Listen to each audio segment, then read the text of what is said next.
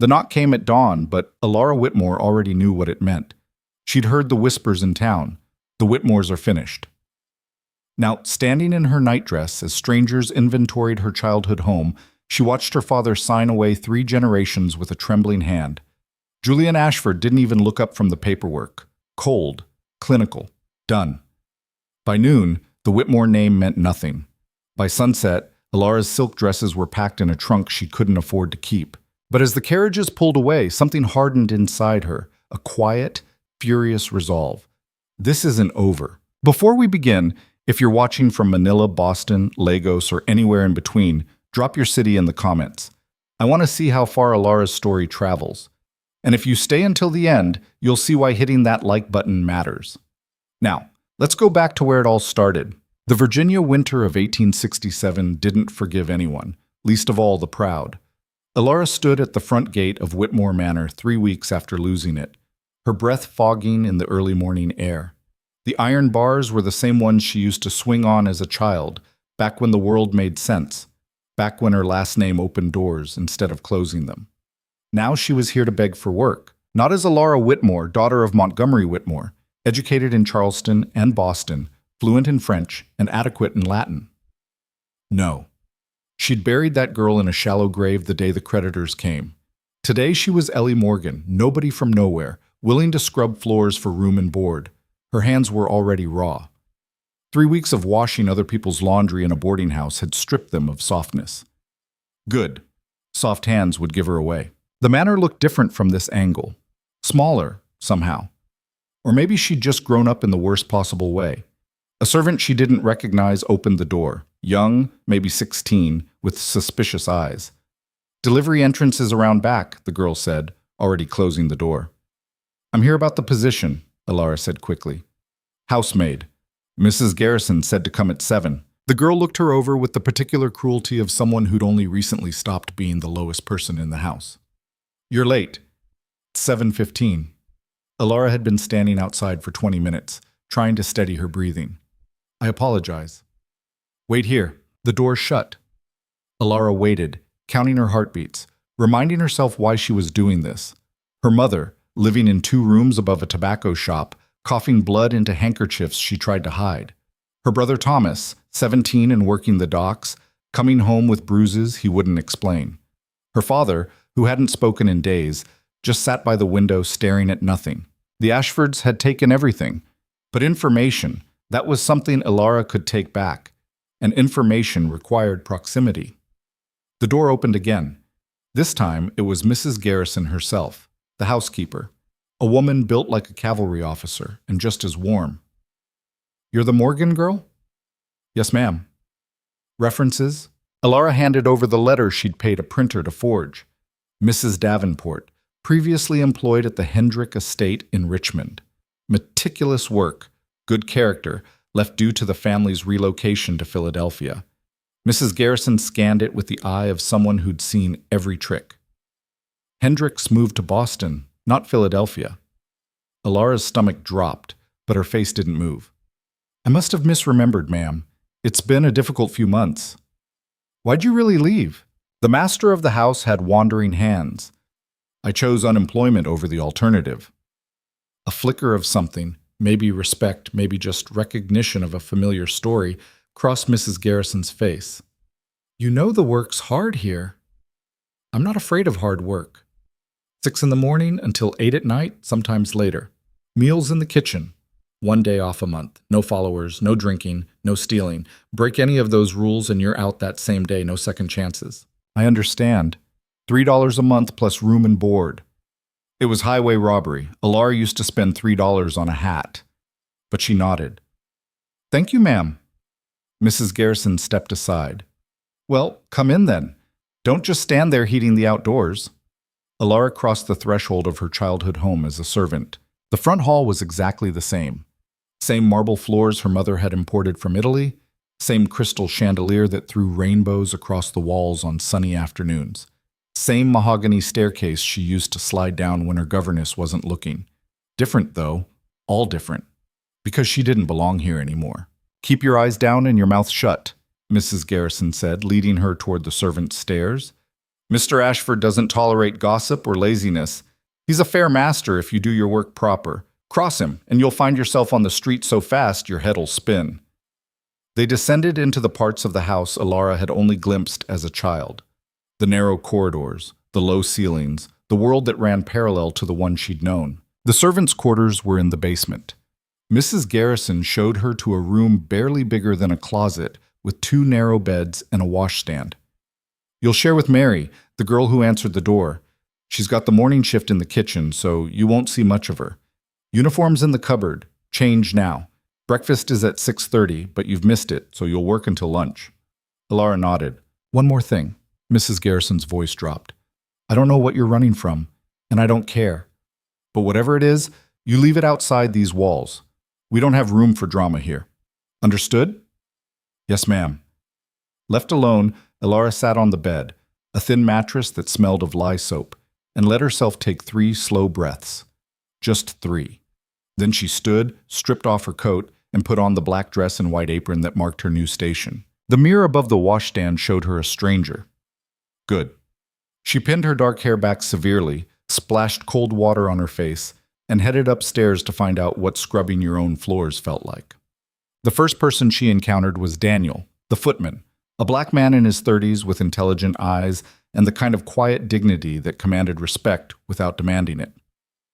"You're the new girl," he said. Not a question.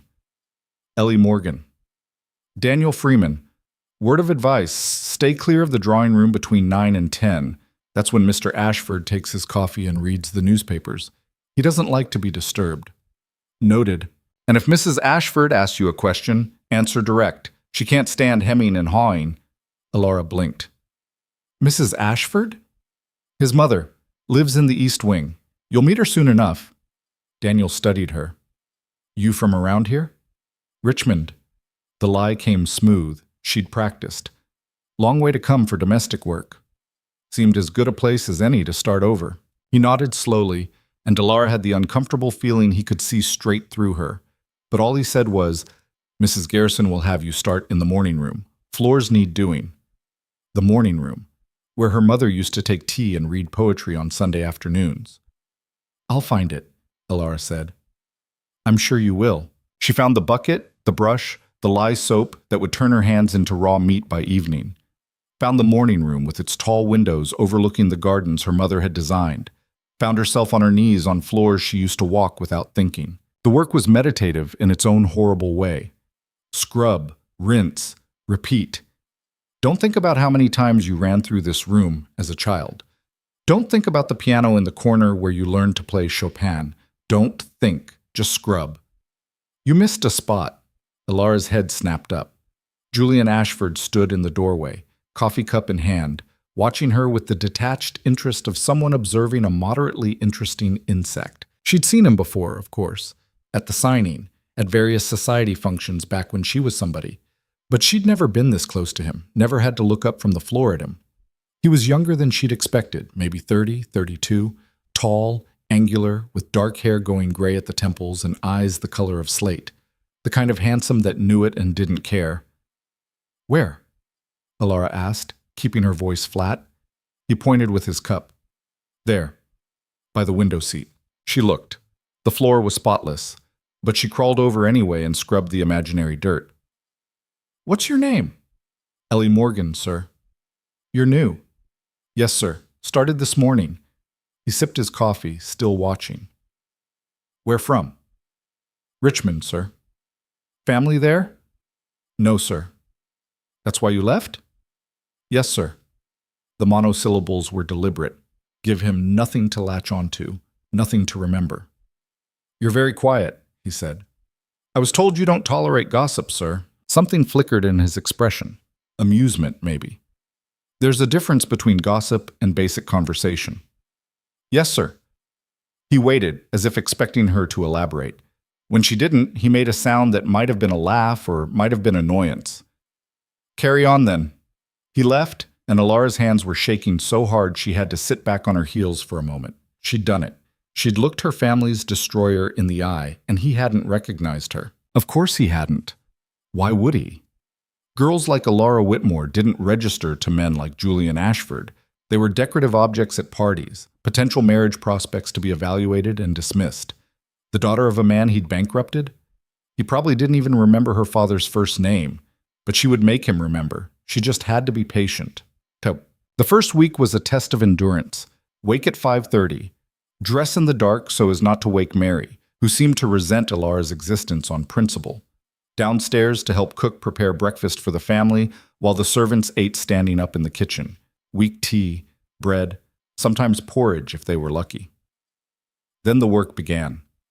Floors, windows, fireplaces, chamber pots, linens, silver, brass, endless cleaning of things that would just get dirty again. Her back screamed, her knees bruised, her hands cracked and bled. At night she fell into bed too tired to dream, but she watched and she listened. The Ashford household ran like a machine. Julian kept strict hours, up at 6 for writing, breakfast at 8, office work until noon, lunch, meetings or estate business in the afternoon, dinner at 7 precisely. He entertained rarely, spoke little, and seemed to regard the entire world with the same cool assessment he'd given Elara's floor scrubbing. His mother was another matter entirely. Catherine Ashford was a relic of a different era, a woman who'd survived the war by being tougher than the men around her. Widowed young, she'd raised Julian alone and, according to kitchen gossip, run the estate herself until he came of age. "She's the one really in charge," Mary whispered one morning, her hostility temporarily suspended in favor of information exchange. "He makes the business decisions, but she controls the house. And him, if we're being honest." Elara filed that away. She met Catherine on her 4th day while cleaning the library. "You're the new girl." Elara turned from the bookshelf she'd been dusting, carefully, so carefully. These were her books once, her father's books, books she'd read a dozen times, and found herself under inspection. Catherine Ashford was small, silver-haired, dressed in black silk despite the early hour. Her eyes were sharp as cut glass. "Yes, ma'am. Ellie Morgan." "You read?" The question caught Elara off guard. "Ma'am? It's not a complicated question. Can you read?" "Yes, ma'am." "Well?" Catherine's eyes glittered. "What are you reading now?" It was a trap. It had to be. Servants weren't supposed to read the master's books, but something in Catherine's expression suggested the wrong answer here was nothing. "I've been working through the Brontes, ma'am," Elara said carefully. "When I can borrow them." "Which do you prefer, Charlotte or Emily?" "Emily, though I admire Charlotte's restraint." "Restraint?" Catherine's eyebrows rose. An odd choice of words for a woman who gave us Jane Eyre. "Restraint in structure, ma'am, not passion. Emily lets Wuthering Heights sprawl and rage. Charlotte builds architecture first, then fills it with fire." For a long moment, Catherine just stared at her. Then she laughed, a sharp, genuine sound. "You're not from Richmond." Elara's heart stopped. "Ma'am, your accent, it slips. You were educated somewhere north, Boston, perhaps, or Philadelphia." There was no point in lying to someone this observant. "I had a different life before this one, ma'am." "I imagine you did." Catherine moved to the window, looking out over grounds that used to belong to someone else. "We all did, before the war. The question is what we do with the life we have now." "I do my work, ma'am, and I'm grateful for the position." "Are you?" Catherine turned back, her gaze piercing. "That's the first thing you've said that I don't believe." Elara said nothing. There was nothing safe to say. "Come to my sitting room tomorrow at 3, Catherine said abruptly. "I want someone to read to me. My eyes tire easily these days." Yes, ma'am, of course." "Don't look so terrified. I don't bite." Catherine smiled, showing teeth. "I merely observe. And you, Ellie Morgan from Richmond, who is not from Richmond, are worth observing." She swept out, leaving Elara shaking. She'd been in the house 4 days, and she was already compromised.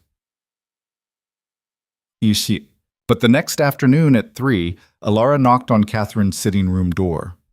"Come." The room was smaller than Elara expected, more intimate. A fire burned in the grate despite the afternoon sun.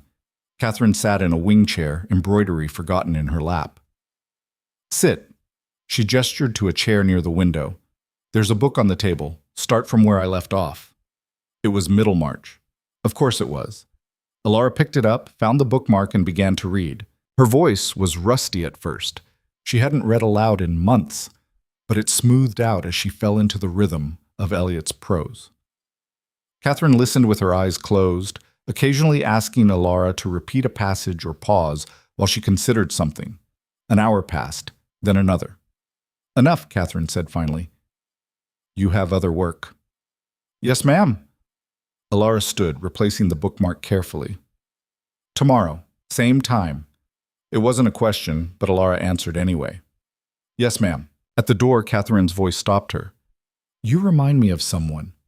Elara's blood turned to ice. "Ma'am?" "Myself, 40 years ago, running from something, pretending to be someone else." Catherine opened her eyes, fixing Elara with that terrible, knowing gaze. "A word of advice, girl. Whatever you're running from, eventually it catches up. The only question is whether you'll be ready when it does." Elara fled. The routine established itself. Work. Read to Catherine. Avoid Julian. Sleep. Repeat. 3 weeks in, Mary finally thawed enough to have a real conversation. "Why are you really here?" she asked one night as they prepared for bed. Elara considered her answer carefully. Mary was young, but she wasn't stupid, and Elara needed an ally, even a skeptical one. "I needed work. This place was hiring. But here." "Why here specifically?" "It's a good house, stable," Mary snorted. "It's a tomb. Mr. Ashford barely speaks. Mrs. Ashford talks too much. And the rest of us are just ghosts keeping it all running. You don't like it here?" "I don't like anywhere. But I need the money." Mary pulled her nightgown over her head. "My sister's sick. Consumption. The medicine costs more than I make in 3 months." Elara thought of her own mother's cough, the blood on the handkerchiefs. "I'm sorry." "Everyone's sorry. Sorry doesn't pay the doctor." Mary climbed into bed, turning her back to Elara. "Just don't make trouble, all right?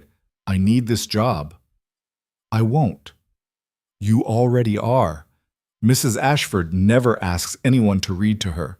Now you're up there every afternoon while the rest of us cover your work." "I didn't ask for—" "Doesn't matter what you asked for. Matters what is." Mary pulled the blanket up. "Just watch yourself. When the highborn take an interest in servants, it never ends well." She wasn't wrong. A month in, everything changed.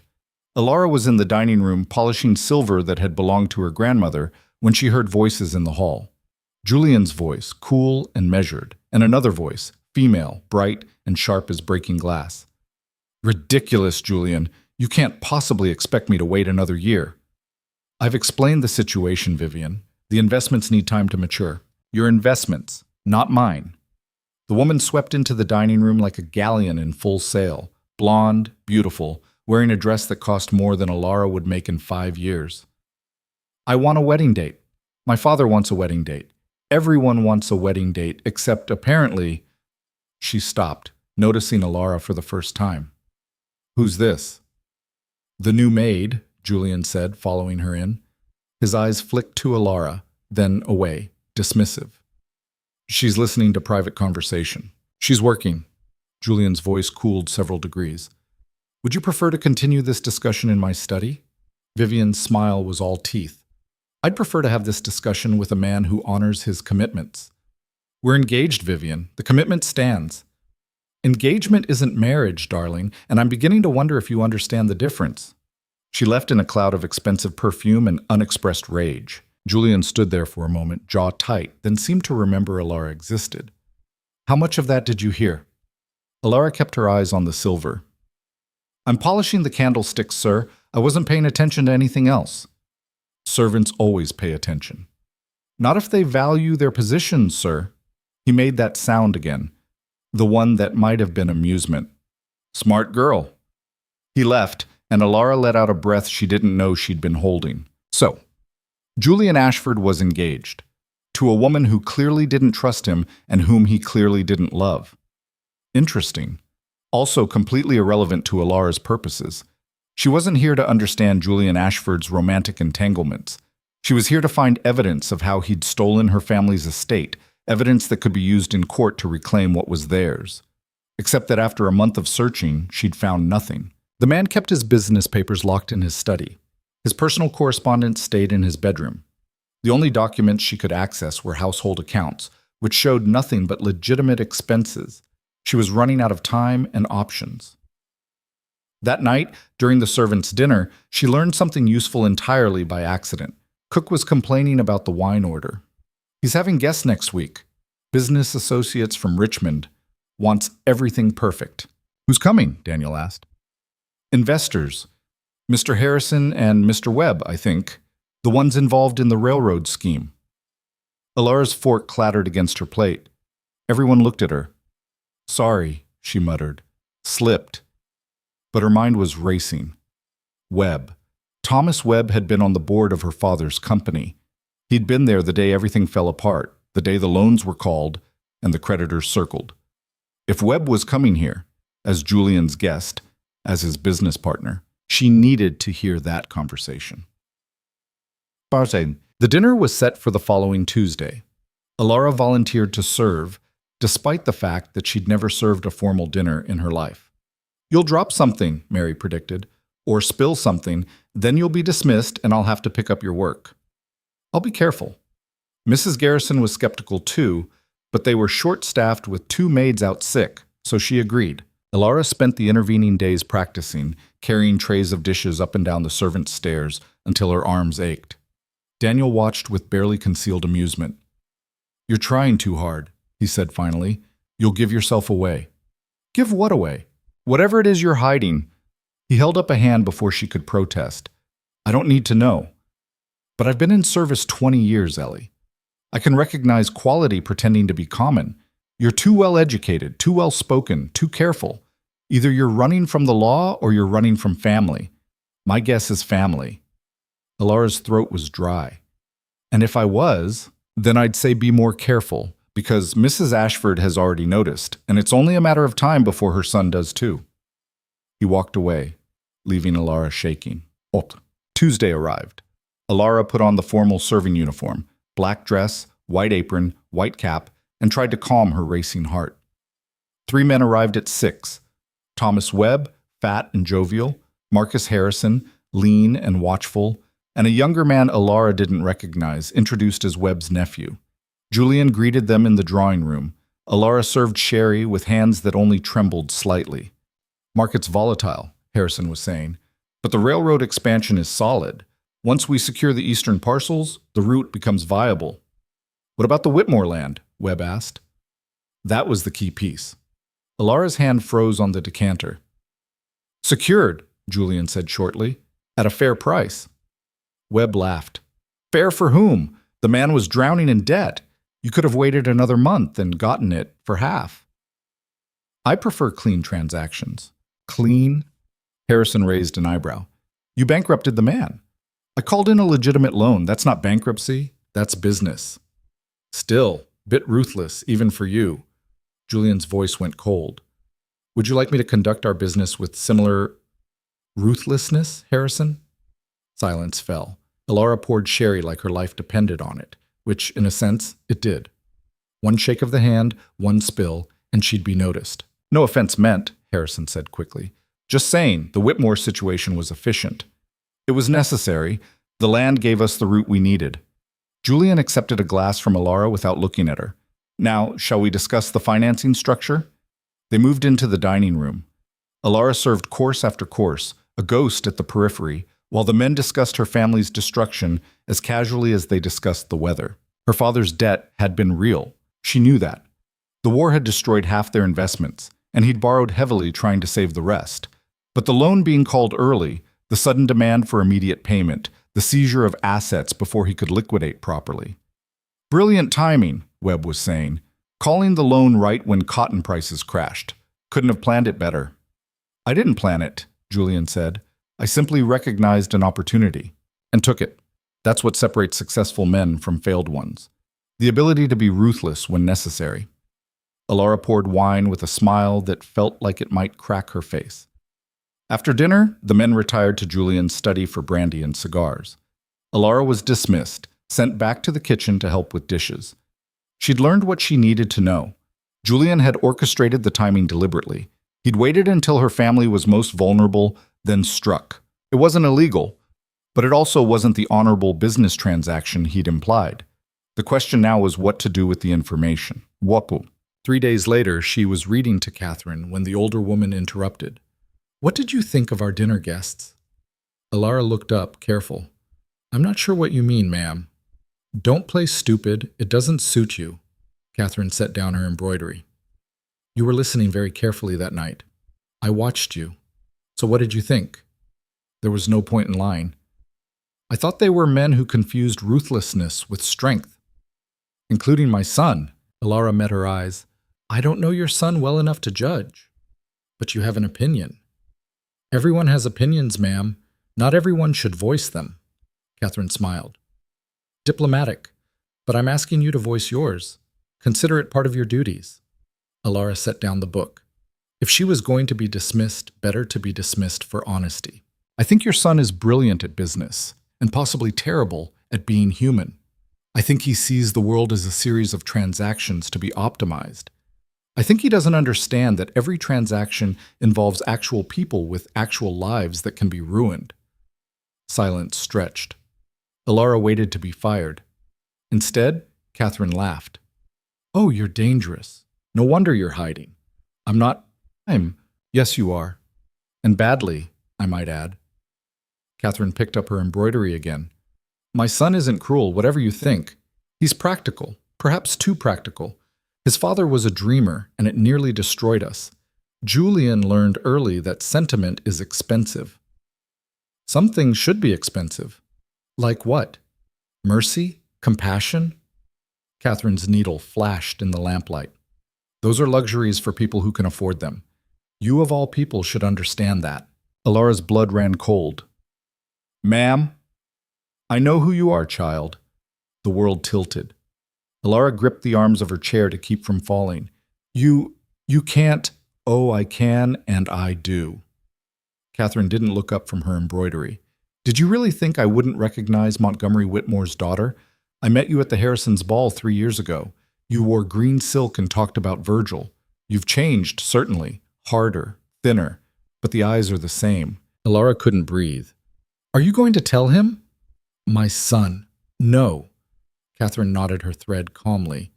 "Because whatever game you're playing, it's more interesting than anything else happening in this mausoleum. But understand something, girl. If you're here for revenge, you'll fail. Julian doesn't have a conscience to prick. If you're here for justice, you'll fail there too. The law is what men like him make it." "Then why are you letting me stay?" Catherine finally looked up, her expression unreadable. "Because you're the first interesting thing to happen in this house in 5 years, and because I'm curious to see what happens when my son finally notices you." "He won't." "Oh, he will," Catherine smiled. "He's already starting to.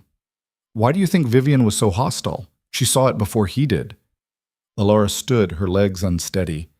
"I should go." "Sit down. We haven't finished the chapter." "Mrs. Ashford." "Sit down." The steel in Catherine's voice could have cut glass. "You came here for a reason. You're staying for a reason. I'm allowing it for my own reasons. But we will maintain the fiction, and we will finish our reading, and you will not panic like a rabbit in a snare. Do I make myself clear?" Elara sat. Catherine handed her the book. Chapter 23. Begin. Elara's hand shook so hard she could barely hold the pages, but she read. That night she lay awake, mind spinning. Catherine knew. Catherine had known from the beginning. Elara should leave, should pack her pitiful bag and disappear before this got worse. But where would she go? Back to her mother's 2 rooms, her father's empty eyes, her brother's bruises? Back to washing other people's laundry for pennies? And more than that, she'd learned something tonight in Catherine's sitting room. She'd learned that someone in this house saw her. Actually saw her, not just as a servant or a puzzle, but as a person playing a desperate game with no good options. It was more than anyone else had given her in months. So she stayed.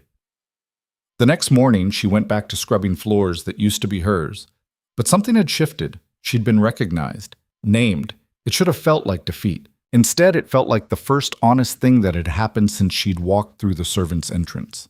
And if Catherine had noticed her, if even Vivian had sensed something, how long before Julian Ashford looked at his quiet maid and saw someone looking back? The answer came sooner than she expected. A week later, Elara was cleaning the second-floor hallway when she heard a crash from Julian's study, followed by cursing. She shouldn't investigate. It wasn't her job, wasn't her place. But she'd learned by now that Julian's study was where he kept his business papers. And if he was distracted, upset, maybe careless. She knocked softly. "Sir? Is everything all right?" "Come in." She opened the door to find chaos. Papers everywhere, a shattered inkwell, black liquid spreading across the Persian rug.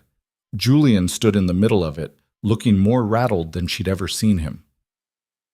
"I need—" He stopped, seeming to actually see her for the first time. "Towels, quickly, before it sets." Elara ran for towels, soap, water. Came back to find him on his hands and knees trying to blot the ink with his handkerchief. "Let me, sir." She knelt beside him, not touching, just there. "I know how to get ink out." He sat back, frustrated. "Fine. Fix it." She worked quickly, efficiently. Salt to absorb the worst, then careful blotting with soapy water.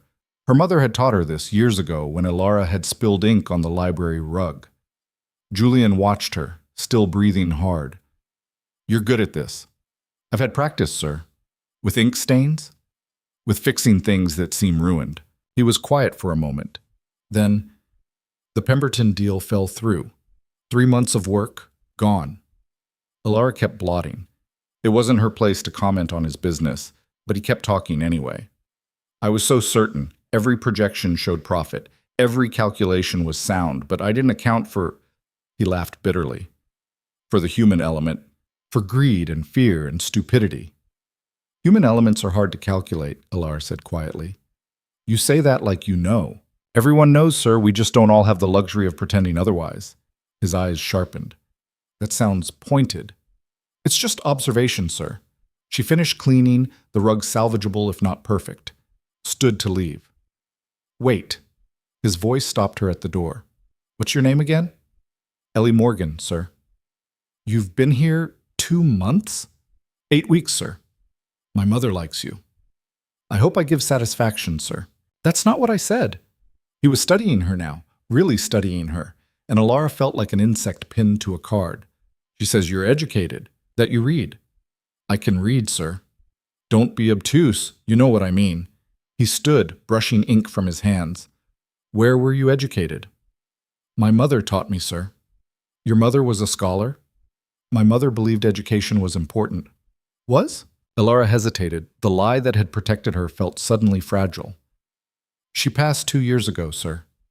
It wasn't entirely a lie.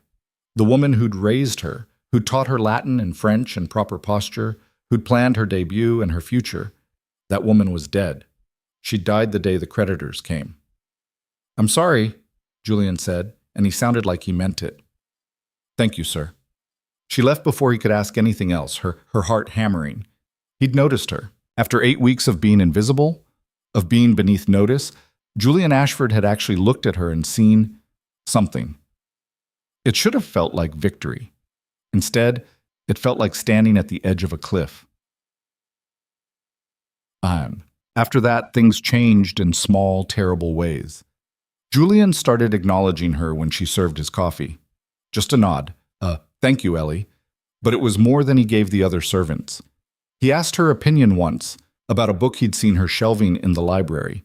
She'd answered carefully, but he'd pressed, actually interested in what she thought. Vivian noticed. Her visits became more frequent, her territorial marking more obvious. She'd find reasons to summon Elara when Julian was present, to emphasize the hierarchy, to make sure everyone knew where everyone stood. "Fetch my shawl, girl." "More tea, girl." "You've missed a spot, girl." Elara endured it with the same blank composure she'd cultivated, but she saw Julian's jaw tighten each time, saw something that might have been discomfort flicker across his face, which was worse, somehow. If he'd been oblivious, she could hate him cleanly. But this half-aware guilt, this vague recognition that Vivian's behavior was wrong without actually stopping it, it made him human. And Elara didn't want him to be human. Monsters were easier to fight. 10 weeks in, everything came to a head. Elara was serving dinner, Julian and Vivian, an intimate meal that felt like a battlefield, when Vivian's criticism reached new heights. The wine is warm. I'll bring a fresh bottle, miss. I said it's warm, not that I want a different bottle. This one should be properly chilled. Yes, miss, I'll... Oh, for heaven's sake! Vivian turned to Julian. Can't you train your servants properly? Or do you enjoy being attended by incompetents? Julian's fork paused halfway to his mouth. Vivian. What? I'm simply pointing out that standards have slipped. Your mother would never have tolerated such sloppiness. The wine is fine. It's warm. Then we'll drink warm wine.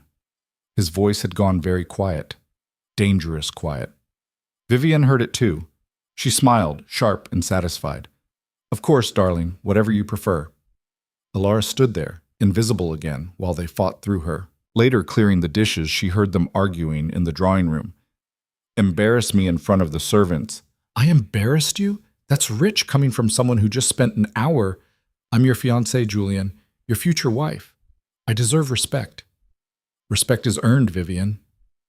And what exactly has your little maid done to earn yours? Silence. Long enough that Elara stopped breathing. That's an inappropriate question. Is it? Because from where I stand, you've been finding excuses to interact with her for weeks. Always in the library when she's shelving. Always in the hall when she's cleaning. Always, she does her work. I happen to be present. That's not, it's something, Julian, and we both know it. More silence. Then Julian's voice, colder than Elara had ever heard it. If you're accusing me of something, say it plainly. I'm saying I notice things. I'm saying your mother notices things. I'm saying that girl is too pretty, too refined, too something to be just a maid. Then fire her if you're so concerned. She's not mine to fire. She's yours, which is exactly my point. Elara didn't wait to hear more. She fled to the kitchen, to the safety of work and heat and other people's noise. But that night, lying in bed while Mary snored, she couldn't stop thinking about it. Julian hadn't defended her, but he also hadn't dismissed Vivian's concerns, hadn't laughed them off. Which meant what? That Vivian was right? That there was something? No, that was insane. He was her family's destroyer. She was his servant. There was nothing there except proximity and coincidence and the way he'd looked at her that day with the ink stain. Like she was a person, not a position. And the way her traitorous heart had noticed. This was bad. This was the worst thing that could have happened. Because if Vivian saw it, if Catherine saw it, how long before he saw it? And what would Elara do then? Man. The answer came the next morning when Mrs. Garrison summoned her to the housekeeper's office. You're being reassigned, she said without preamble. Elara's stomach dropped. Ma'am? To the laundry, starting tomorrow. The laundry was in the basement, hot and miserable, and as far from the main house as you could get while still being employed. May I ask why, ma'am? Mrs. Garrison's face was carefully neutral. Miss Hamilton felt it would be more appropriate. Vivian. Of course. I see. You'll report to Mrs. Chen at 6. Same pay, different duties. Yes, ma'am. Elara should have felt relief. This was safer, being hidden away, being forgotten. Instead, she felt something very much like loss. That afternoon, she went to read to Catherine for what she assumed would be the last time. I heard about your reassignment, Catherine said. Vivian's doing, I take it? Yes, ma'am. And you're accepting it? It's not my place to question it, ma'am. Catherine set down her embroidery with a sharp click. Since when do you accept your place without fighting? I'm a servant, ma'am. Fighting gets you dismissed. You're not a servant. You're a Whitmore pretending to be a servant. There's a difference. Elara's hands clenched in her lap. The difference doesn't matter anymore. Doesn't it? Catherine leaned forward. Tell me, Elara. Yes, I'll use your real name now. What exactly did you hope to accomplish by coming here? I don't know anymore. Liar. You came for revenge, or justice, or evidence, maybe all three. Catherine's eyes were sharp as glass. Did you find what you were looking for? I found that my family's destruction was deliberate but legal, that my father's debt was real but the timing of its collection was opportunistic, that your son is brilliant and ruthless and utterly convinced of his own righteousness. And none of it matters. Because I can't prove manipulation, can't undo what's done, can't... Elara's voice cracked. Can't fix any of it. So you'll hide in the laundry instead. What else can I do? Catherine stood, moving to the window. For a long moment, she just looked out at the gardens Elara's mother had designed, that Elara's family had tended for 3 generations. You can make him see you, Catherine said finally. He doesn't. He does. That's why Vivian is threatened. That's why you're being sent away. Catherine turned back, her expression fierce. My son has spent his entire life calculating risk and reward, treating people like variables in an equation. Do you know what terrifies him most? Anything he can't calculate. Anything that makes him feel instead of think. I'm not trying to. I know what you're trying to do. I'm telling you there's another path. Catherine moved closer. You wanted to hurt him the way he hurt you. You wanted justice. But there's something more powerful than either. What? Make him care. Then make him choose. Elara shook her head. I can't. I won't. Won't or afraid to? Both. Catherine's smile was sharp and sad. Then you've already lost, and you'll spend the rest of your life in someone's laundry, scrubbing other people's dirt, wondering what if. She left Elara sitting there, shaking with something that might have been fury or might have been fear. That night, Elara packed her few belongings, preparing to move to the laundry quarters. Tomorrow she'd disappear into steam and hot water and anonymity. Tomorrow she'd give up. But tonight she stood at her window, looking up at the main house, at the light burning in Julian Ashford's study. And she thought about Catherine's words. Make him see you. Make him care. Make him choose. It was the worst idea she'd ever had. It was also the only move she had left. Elara closed her eyes, made a decision that felt like jumping off a cliff, and began to plan. The laundry reassignment never happened. Elara woke the next morning to find Mary shaking her shoulder, eyes wide with something between confusion and resentment. Mrs. Garrison wants you. Now. Elara dressed quickly, her mind racing through possibilities. She'd been caught. Catherine had told. Someone had recognized her.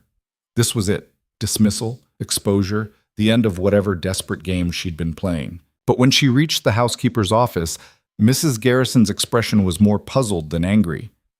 There's been a change of plans, she said shortly. You're to remain in your current position. Ma'am? Don't ask me to explain it because I can't. Mrs. Garrison's mouth was a thin line. Mrs. Ashford, the elder Mrs. Ashford, has specifically requested that you continue your duties in the main house, including your afternoon reading sessions. Catherine, of course. I see. I don't. Mrs. Garrison leaned forward. I don't see at all. But when the master's mother makes a request, we accommodate it. So you'll stay where you are. Though I'll warn you now, girl, Miss Hamilton isn't pleased about this development. That was putting it mildly, Elara discovered an hour later when Vivian cornered her in the hallway outside the morning room. You. The word was a weapon. What exactly did you do? Elara kept her eyes down. Miss? Don't play stupid. I had you reassigned. Now suddenly Mrs. Ashford has intervened on your behalf. So I'll ask again, what did you do? I read to Mrs. Ashford in the afternoons, miss. Perhaps she found the arrangement convenient. Convenient? Vivian's laugh was sharp as breaking glass. Yes, I'm sure that's all it is. A convenient reading arrangement. She stepped closer, close enough that Elara could smell her expensive perfume, could see the fury in her eyes. I don't know what game you think you're playing, Vivian said quietly. But understand this. I've worked too hard, waited too long, to have my position threatened by some little housemaid with ambitions above her station. Julian is mine. This house is mine, and you are nothing. Yes, miss. I could have you dismissed. Yes, miss. The only reason I haven't is because I don't want to give you the satisfaction of thinking you matter enough to bother with.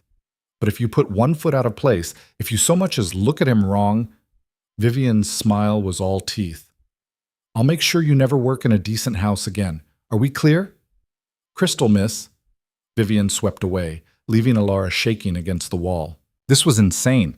She should pack her things, leave tonight, disappear back into whatever poverty and anonymity would take her. Instead, she found herself thinking about Catherine's words. Make him see you. Make him care. Make him choose. It was manipulation. It was exactly the kind of ruthless calculation Julian himself would use, which made it either perfect justice or a complete betrayal of everything Elara had ever believed about herself. She didn't have time to decide which. That afternoon, reading to Catherine, she was interrupted by a knock on the sitting room door. Julian stood there, and for the first time since she'd entered this house, he looked uncertain. "Mother, I need to speak with you about—" He stopped, seeing Elara. "I can come back." "Don't be ridiculous. Elara's practically family at this point." Catherine's eyes glittered with dangerous amusement. "What is it?" Julian's jaw tightened at the word family, but he stepped inside. "It's about the reassignment. Vivian mentioned that you intervened." "I did. May I ask why?" "You may ask. Doesn't mean I'll explain." Catherine set down her embroidery. "Elara reads beautifully. My eyes tire easily. I see no reason to disrupt an arrangement that suits me." "It's not about what suits you, Mother. It's about household hierarchy and your fiancé's territorial insecurities?" Catherine's voice could have cut steel. "Please, Julian, we both know what this is really about." The air in the room went very still. Elara kept her eyes on the book in her lap, pretending she wasn't there, wasn't hearing this. "I won't discuss this in front of the servants," Julian said tightly. "Then perhaps you should consider that before barging into my sitting room." Catherine picked up her needle again. "Elara, continue reading. Chapter 7, I believe." "Mother, unless you're planning to override my decisions in my own rooms, because I'd be very interested to see you try." Julian looked at his mother, then at Elara, then back. Something complicated crossed his face: frustration, confusion, maybe even embarrassment. "This conversation isn't finished," he said finally. "I rather think it is." Catherine waved a dismissive hand. "Close the door on your way out." He left. The door shut with controlled violence. Catherine was quiet for a moment, then laughed, a genuine, delighted sound. Oh, that boy, so brilliant in business, so hopeless at everything else. She looked at Elara, who was still frozen, still pretending to read. "You can breathe now." Elara exhaled shakily. "You shouldn't have done that." "Done what? Defended my choice of reading companion? You know what I mean." "I do." "And I did it anyway." Catherine leaned back in her chair. "Tell me something, Elara. When you came here, what did you imagine would happen? That you'd find some smoking gun, some piece of evidence that would magically restore your family's fortune?" "I don't know what I imagined." "Yes, you do. You imagined justice. You imagined vindication." Catherine's expression softened slightly. "But justice is a luxury, child. And vindication? That's just revenge wearing a prettier dress. Then what would you call what you're doing?" "Entertainment. And perhaps a small act of rebellion against the prison of propriety that strangled this family for 3 generations. Catherine picked up the book, handed it to Elara. "Now read. We have 6 chapters to get through before dinner." Elara read, but the words barely registered. Her mind was spinning with the implications of what had just happened. Julian had noticed, really noticed, enough to confront his mother, enough to care about something as trivial as a maid's reassignment, which meant Catherine was right. He was already starting to see her. The question was what Elara would do about it. That night she made a decision that felt like standing at a crossroads in a lightning storm. She would stop hiding. Not completely. She couldn't reveal who she really was. Not yet. Not until she had some kind of leverage or protection. But she would stop making herself small, stop keeping her eyes down and her mouth shut. If Julian Ashford was going to see her anyway, she'd make sure he saw someone worth noticing. It was reckless. It was dangerous. It was probably the stupidest thing she'd ever decided. But obscurity hadn't saved her family. Caution hadn't protected them. Maybe audacity would succeed where prudence had failed. The next morning, she started with something small. Julian took his coffee in the library at 8, reading newspapers while the house woke up around him. Elara usually left the tray silently, eyes down, invisible. Today she poured the coffee herself, set it at his elbow, and said, "The Tribune has the market analysis wrong, sir." He looked up, startled. "Excuse me?" Page 3. The cotton futures projection. They're using last year's production numbers, but the drought in Mississippi will cut yields by at least 30%. The price should rise, not fall. She could see him trying to process this. His maid, his quiet, invisible maid, correcting the financial pages. How do you know about Mississippi cotton yields? I read, sir. The agricultural reports were in last week's paper. Most people don't read agricultural reports. Most people aren't interested in understanding how the world actually works. She met his eyes, steady and level. Will that be all, sir? Yes. Thank you. She left him staring after her, the newspaper forgotten in his hands. It was a small victory, but it felt like opening a door she'd kept locked for months. The next day, she did it again. A comment about the railroad expansion he was discussing with his estate manager. Nothing elaborate, just a quiet observation about land values and transportation costs that made both men stop and look at her. That's actually insightful, the manager said, surprised. Julian said nothing, just watched her with those slate-gray eyes that seemed to see more than they should. The day after that, she offered an opinion on a legal document he'd left on the hall table, a contract with ambiguous language that could be interpreted 3 different ways, all of them problematic. Who taught you to read contracts? He asked, his voice careful. Life, sir. Experience teaches what schools can't. That sounds like a story. Everyone has stories, sir. Not everyone tells them. She was walking a knife's edge and she knew it. Too much knowledge, too much confidence, and he'd start asking questions she couldn't answer. Too little, and she'd fade back into invisibility. But the look in his eyes when she walked away, that complicated mix of confusion and interest and something that might have been respect, that was worth the risk. Vivian noticed, of course. Her visits became daily occurrences, her territorial marking increasingly aggressive. A week into Elara's new strategy, Vivian arrived for lunch and immediately summoned Elara to the drawing room.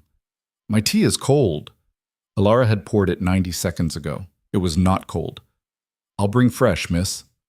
See that you do, and this time, try to remember that proper service requires attention to detail. Elara returned with fresh tea, poured it perfectly, set it precisely where it should be. Vivian took one sip and made a face. Too strong. Do you not understand the concept of proper tea? I apologize, miss. I'll brew a fresh pot. Don't bother. Just leave.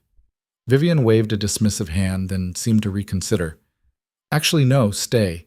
I want you to hear this. She turned to Julian, who was reading by the window with studied indifference. Darling, I've been thinking about the wedding. Have you? His tone suggested he'd rather discuss anything else. Yes. I think June. A small ceremony, family and close friends, then a reception at the club. Very tasteful, very traditional. We've discussed this, Vivian. I have business commitments through the summer.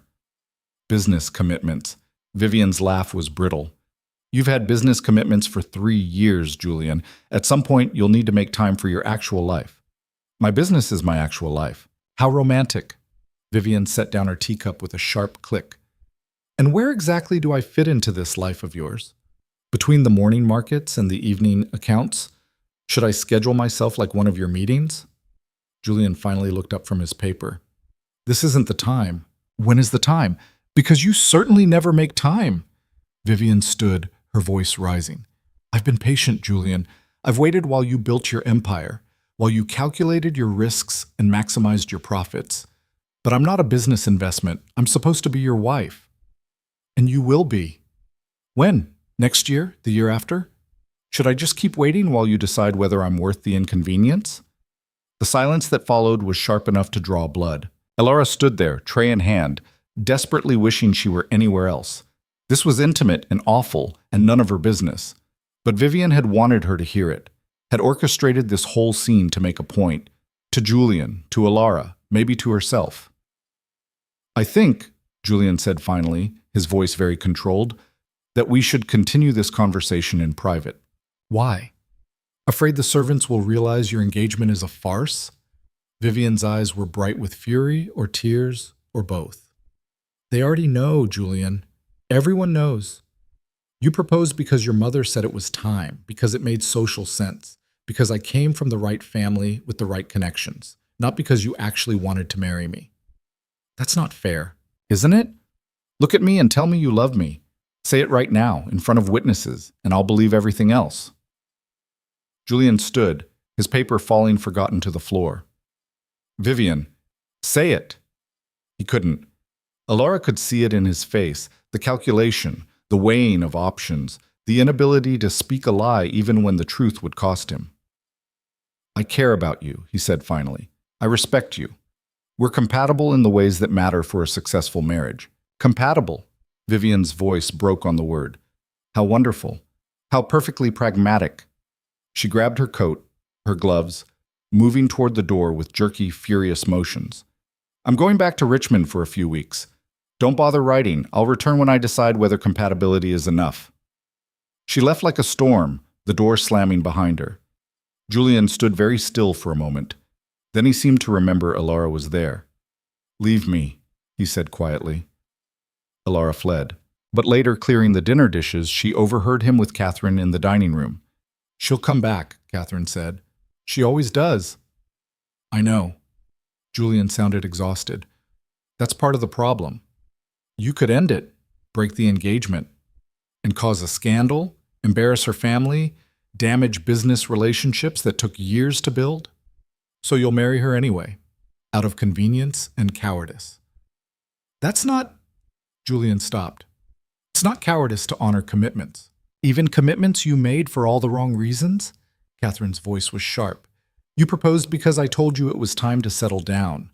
Because Vivian's father controls half the railroad interests in Virginia. Because it was the smart business decision, not because you loved her. Love is a luxury I can't afford." "Can't or won't?" "Does it matter?" "It will." Catherine paused. "When you meet someone who makes you question everything you thought you knew about yourself, it will matter very much." Silence. Then, "What are you trying to say, Mother?" "I'm saying that life has a way of disrupting even the most carefully laid plans, and when it does, you'll have to decide whether you're the kind of man who adapts or the kind who breaks." Elara didn't hear Julian's response. She was too busy trying to control her shaking hands as she stacked plates that suddenly weighed 1,000 pounds. This was getting out of control. She'd meant to make Julian notice her, maybe make him uncomfortable, force him to see her as a person rather than furniture. She hadn't meant to become entangled in his actual life, his actual relationships, his actual crisis. But Catherine was weaving something here, something complicated and dangerous. And Elara was either the weapon or the prize. She couldn't tell which. That night, she tried to sleep and couldn't. Every time she closed her eyes, she saw Julian's face when Vivian demanded he say he loved her. That awful, trapped look, that moment of desperate calculation. He was a bastard. He'd destroyed her family. He deserved whatever pain came his way. So why did she feel something uncomfortably close to sympathy? The next morning, Daniel caught her in the hallway. "You're playing a dangerous game," he said without preamble. Elara's heart lurched. "I don't know what you mean." "Yes, you do, and so does everyone else in this house." He glanced around, making sure they were alone. "Whatever you think you're doing, stop before someone gets hurt." "I'm just doing my job." "You're doing considerably more than your job. You're making yourself visible to people who shouldn't be noticing you." His expression softened slightly. "I don't know your story, Ellie, but I know desperation when I see it. And I know that desperate people make choices they can't take back. Maybe some choices need making. Not these." Daniel shook his head. "Mr. Ashford is engaged to a woman from one of the most powerful families in Virginia. You're a housemaid from nowhere. There's no version of this that ends well for you." "I'm not trying to—" Elara stopped. What was she trying to do? She didn't even know anymore. "It's complicated." "It always is." Daniel's eyes were kind but firm.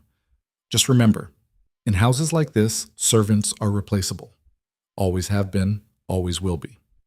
Don't forget that, no matter how friendly the master gets." He left her there, his words echoing in her head. Replaceable, disposable, forgettable. She'd spent her whole life being visible, being important, being someone who mattered. And now she was discovering that invisibility had its own kind of safety. But it was too late to go back. That afternoon, reading to Catherine, the older woman interrupted after just 2 pages. "You're distracted." "I apologize, ma'am." "Don't apologize. Explain." Catherine set aside her embroidery. "What's troubling you?" Everything. Nothing. The fact that she'd set something in motion she couldn't control and didn't fully understand. "I'm not sure this was a good idea," Elara said finally. "What wasn't?"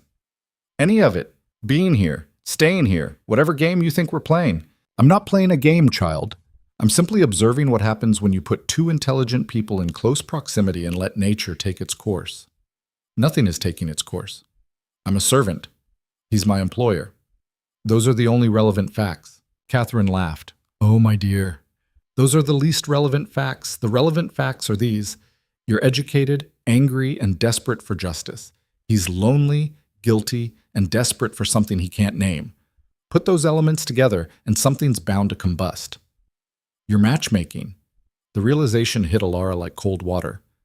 This entire thing, keeping me here, the reading sessions, blocking my reassignment, you're trying to push us together. I'm creating opportunities. What you do with them is your choice.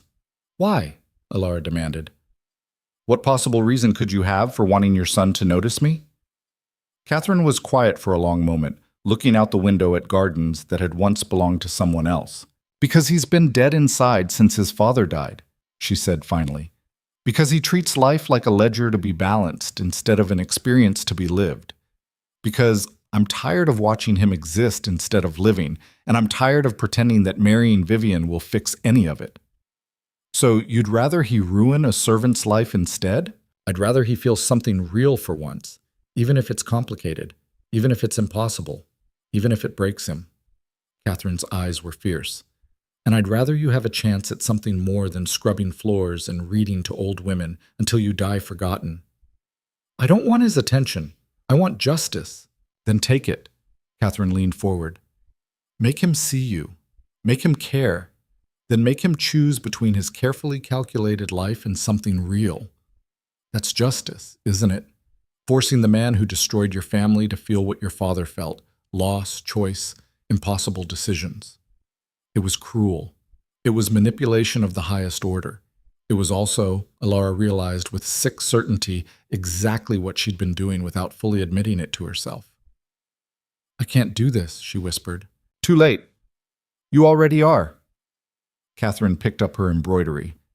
Now, shall we continue reading, or shall we waste more time pretending you're not already committed to this path? Elara read.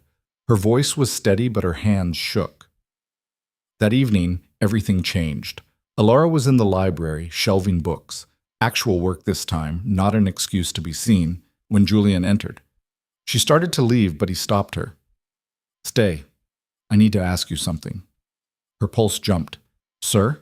He moved to the window, his back to her. You've been here 3 months now? 11 weeks, sir. And in that time, you've gone from being practically invisible to offering opinions on everything from market trends to contract law. He turned, studying her. Why? Elara's mouth was dry. I don't understand the question, sir. Yes, you do. You've been hiding. Now you're not. I want to know why. A dozen lies occurred to her, but something in his expression, that genuine curiosity, that real interest, made her choose honesty instead. Because hiding wasn't working anymore, she said quietly. Because pretending to be invisible was making me actually disappear. And I've already lost too much to lose myself as well.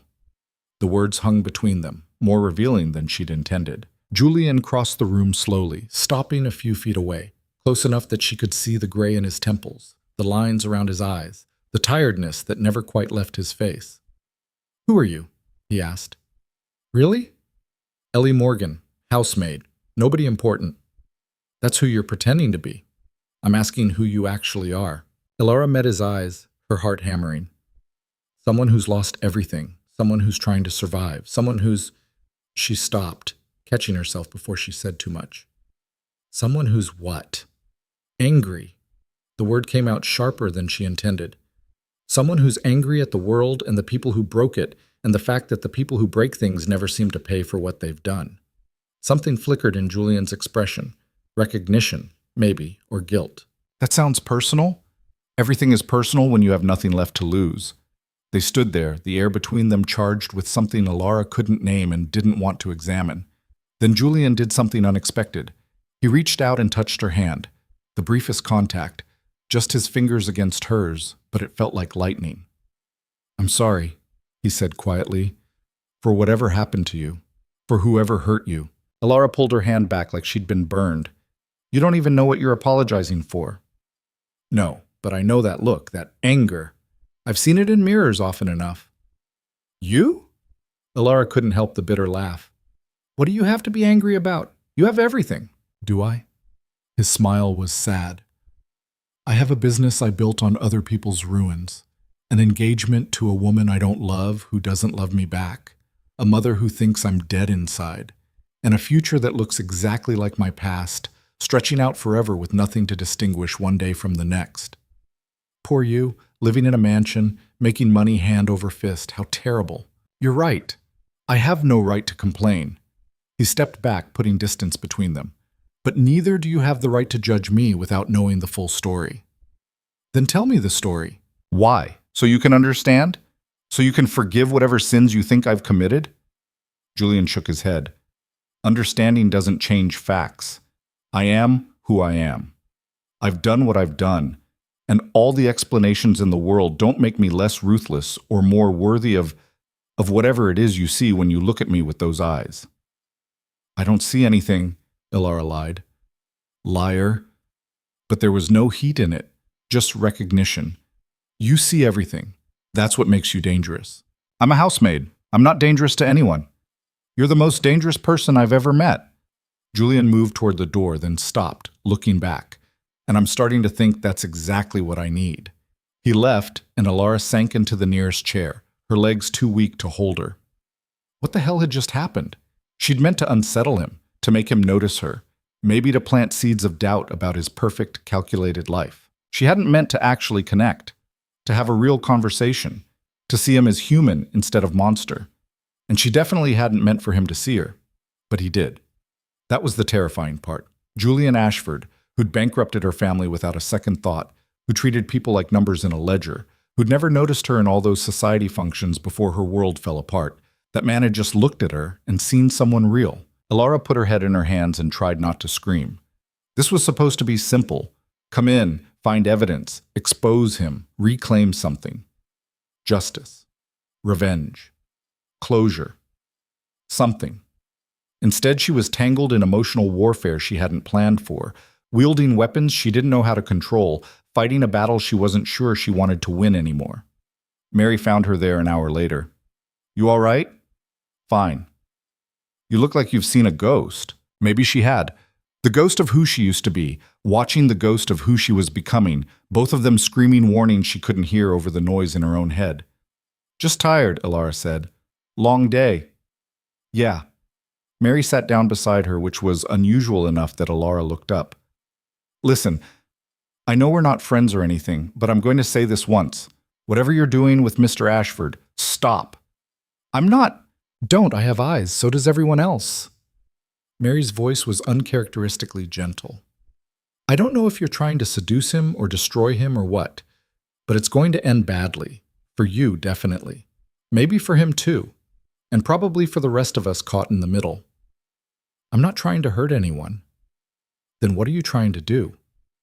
Elara didn't have an answer. Not one that made sense, even to herself. Just be careful, Mary said.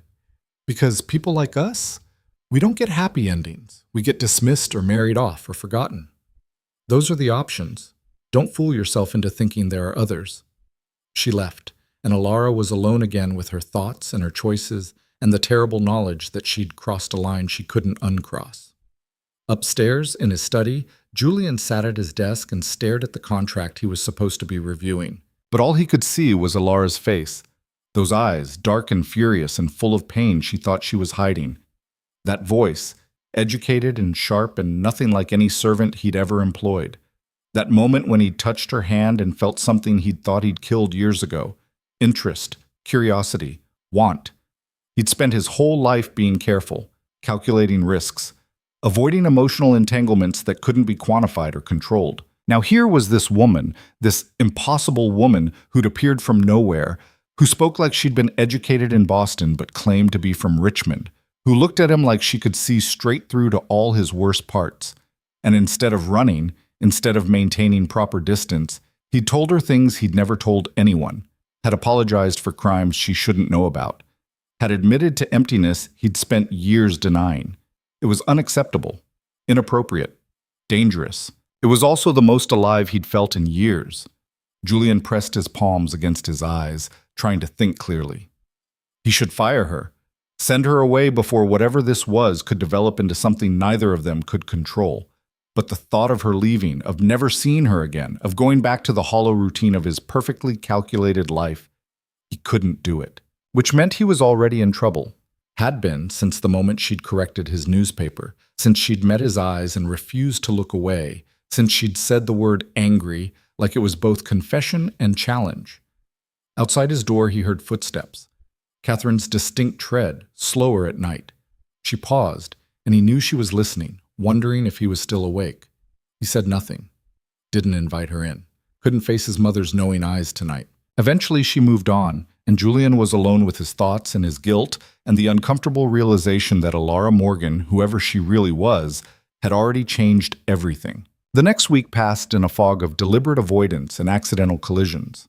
Elara kept to her work with rigid discipline, floors, silver, linens, everything by the book. But the house seemed to have shrunk. Every hallway held the possibility of running into Julian.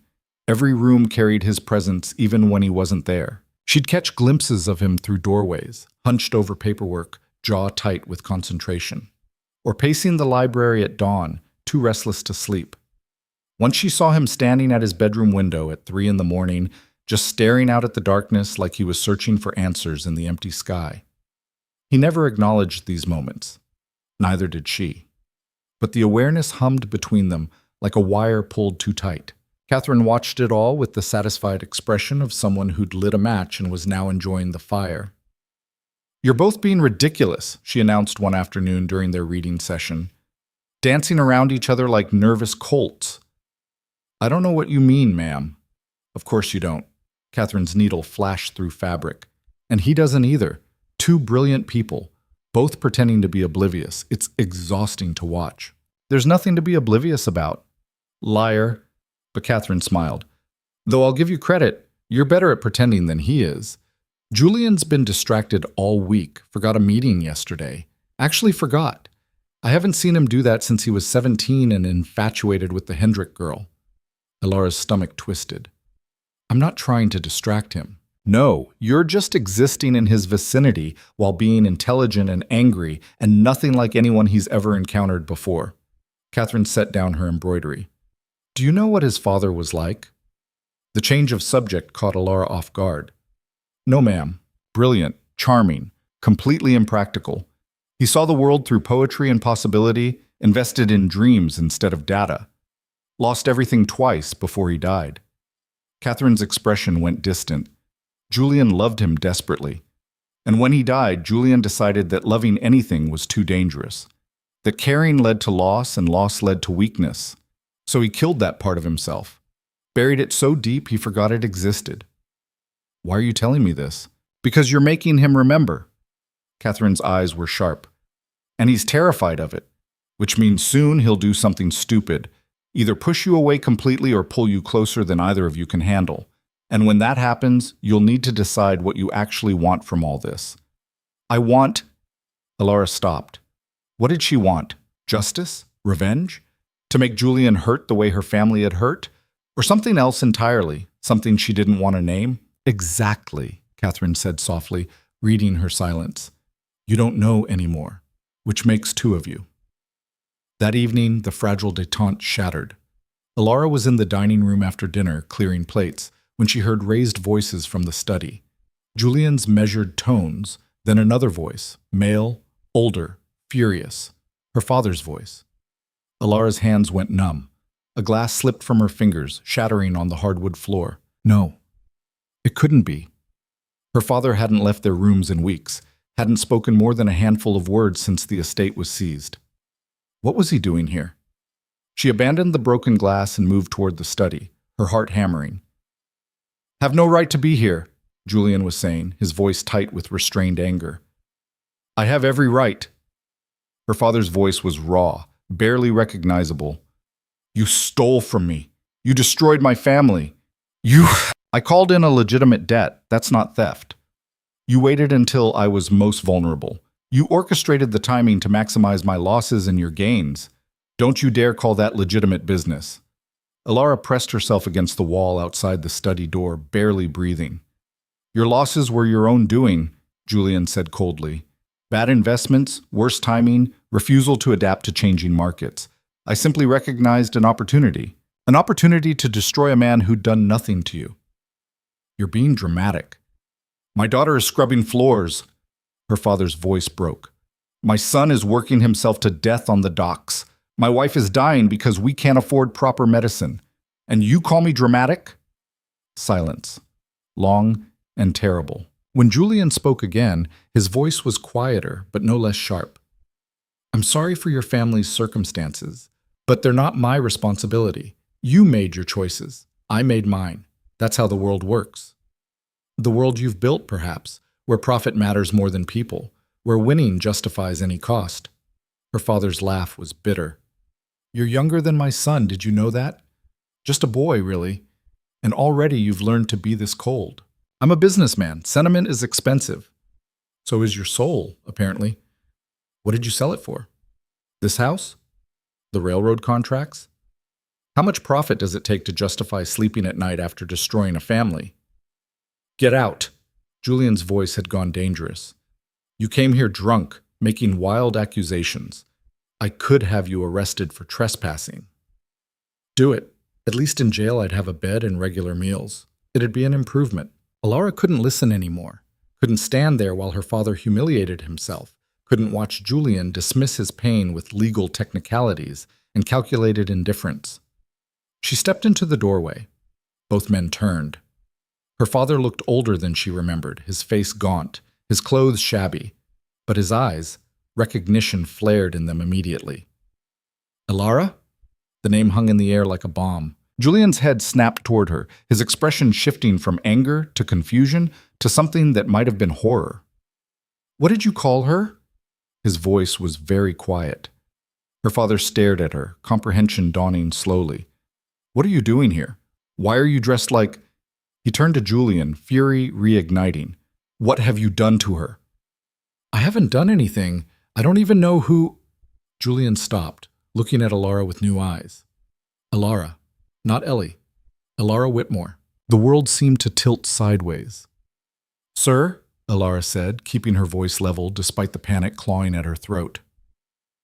I can explain. Can you? Julian's face had gone very still. Because I'd very much like to hear how Montgomery Whitmore's daughter ended up working as a maid in my household, under a false name, for 3 months. Her father was staring at her like she was a stranger. You've been here all this time, working for him? Why didn't you... His voice cracked. Why didn't you tell us where you were? Because I was trying to help. I thought if I could get inside, find some kind of evidence. Evidence of what? Julian's voice cut through hers like a blade. What exactly were you looking for, Miss Whitmore? The formal address stung worse than a slap. Proof that you manipulated the timing of the loan, that you deliberately waited until we were most vulnerable. Which I did.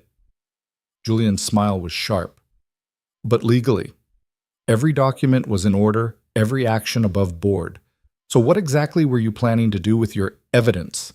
Sue me? Ruin my reputation? Or just satisfy your own sense of righteous indignation? I wanted justice. You wanted revenge. He moved closer, his eyes hard. There's a difference. Justice is about truth and restitution. Revenge is about making someone else hurt as much as you do. And what's wrong with that? Elara's control finally snapped. You did hurt us. You took everything. Our home, our livelihood, our dignity. You reduced my father to this. She gestured at her father, who looked like he might collapse.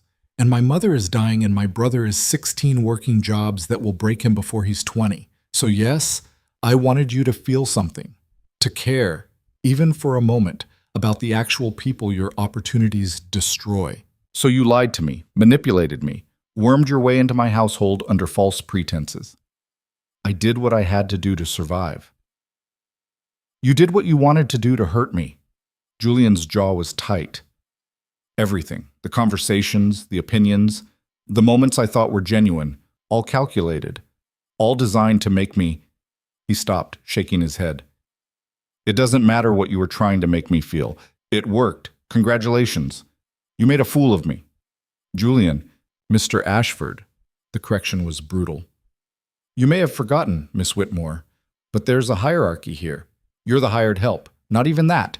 You're a trespasser, a fraud. And as of this moment, you're dismissed. The words hit like physical blows. Her father grabbed her arm. Come on, Elara. We're leaving. But Elara couldn't move, couldn't process what was happening. She'd expected anger, accusations, maybe even legal threats.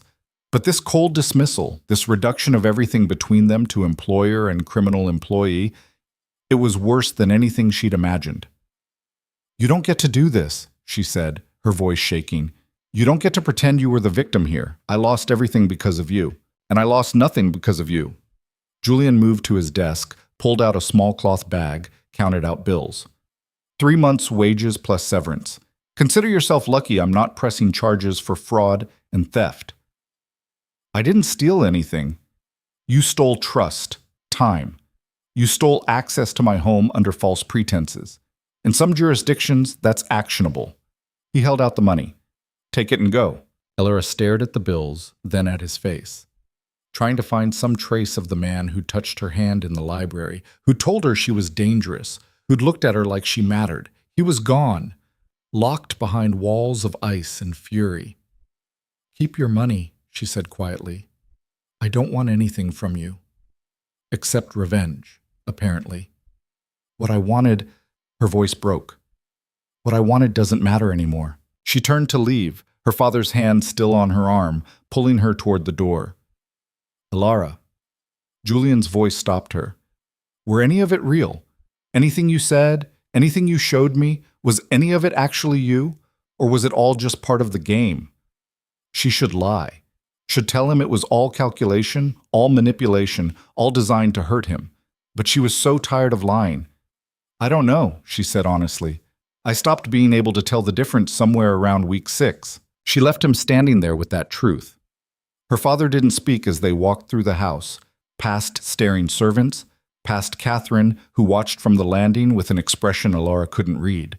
Didn't speak as they collected Elara's pitiful belongings from the servants' quarters, Mary silently handing over the carpet bag with something like sympathy in her eyes. It wasn't until they were outside, the winter air biting through their thin coats, that her father finally said, 3 months. You were here for 3 months and you never sent word. I sent money every week. Money. Not a letter. Not an explanation. Just money like we were charity cases.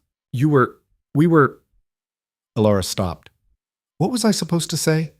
That I was working as a maid in the house that used to be ours? That I was trying to find evidence to prosecute the man who ruined us?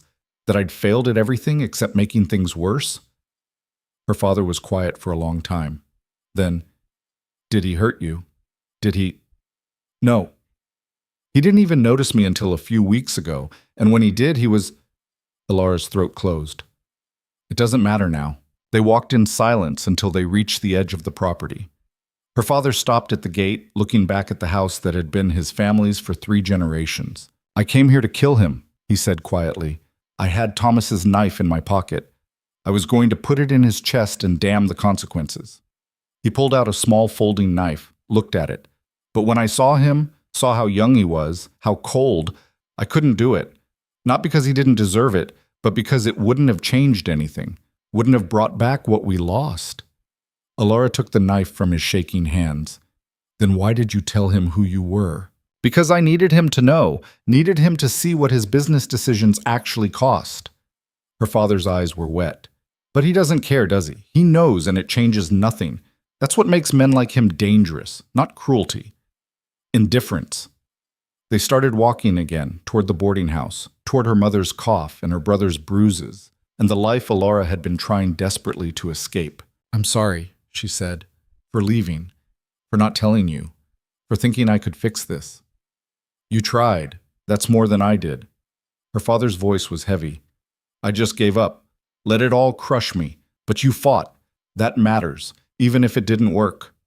It didn't feel like it mattered. It felt like 3 months wasted, like she'd traded her dignity for nothing, like she'd lost parts of herself she'd never get back. Worse, she'd lost something she hadn't even realized she'd found. Those moments with Julian when the mask slipped and they were just 2 people talking. Those conversations in the library. That instant when he'd touched her hand and she'd felt seen for the first time since her world collapsed. All of it had been built on lies. On both sides, maybe. Him pretending she was just a maid. Her pretending to be just a maid. Both of them pretending the thing growing between them wasn't real. Except it had been real. At least for her. Somewhere between the anger and the manipulation, she'd started to care. Had started to see him as more than the monster who destroyed her family. And that was the cruelest joke of all. Back at the boarding house, her mother was asleep. Her breathing labored. Thomas sat by the window, his face bruised fresh from whatever had happened at the docks today. He looked up when they entered, his expression going from surprise to understanding as he took in Elara's face, her father's defeated posture. "It didn't work," he said. Not a question. "No." "Did you at least hurt him?" Elara thought about Julian's face when he'd realized who she was, the betrayal there, the anger, the hurt he was too proud to fully show. "Yes," she said. "I hurt him." "Good." Thomas turned back to the window. That's something, at least. But it didn't feel like something. It felt like nothing. Like less than nothing. That night, Elara lay on the floor next to her mother's bed. No room for a third mattress in their cramped space, and tried not to think about the servants' quarters at Whitmore Manor, about Mary's snoring, about the narrow window that looked out over the gardens, about reading to Catherine in the afternoons while the light slanted through tall windows, about Julian standing in the library asking who she really was. She tried. Failed. Let silent tears soak into the thin blanket under her cheek.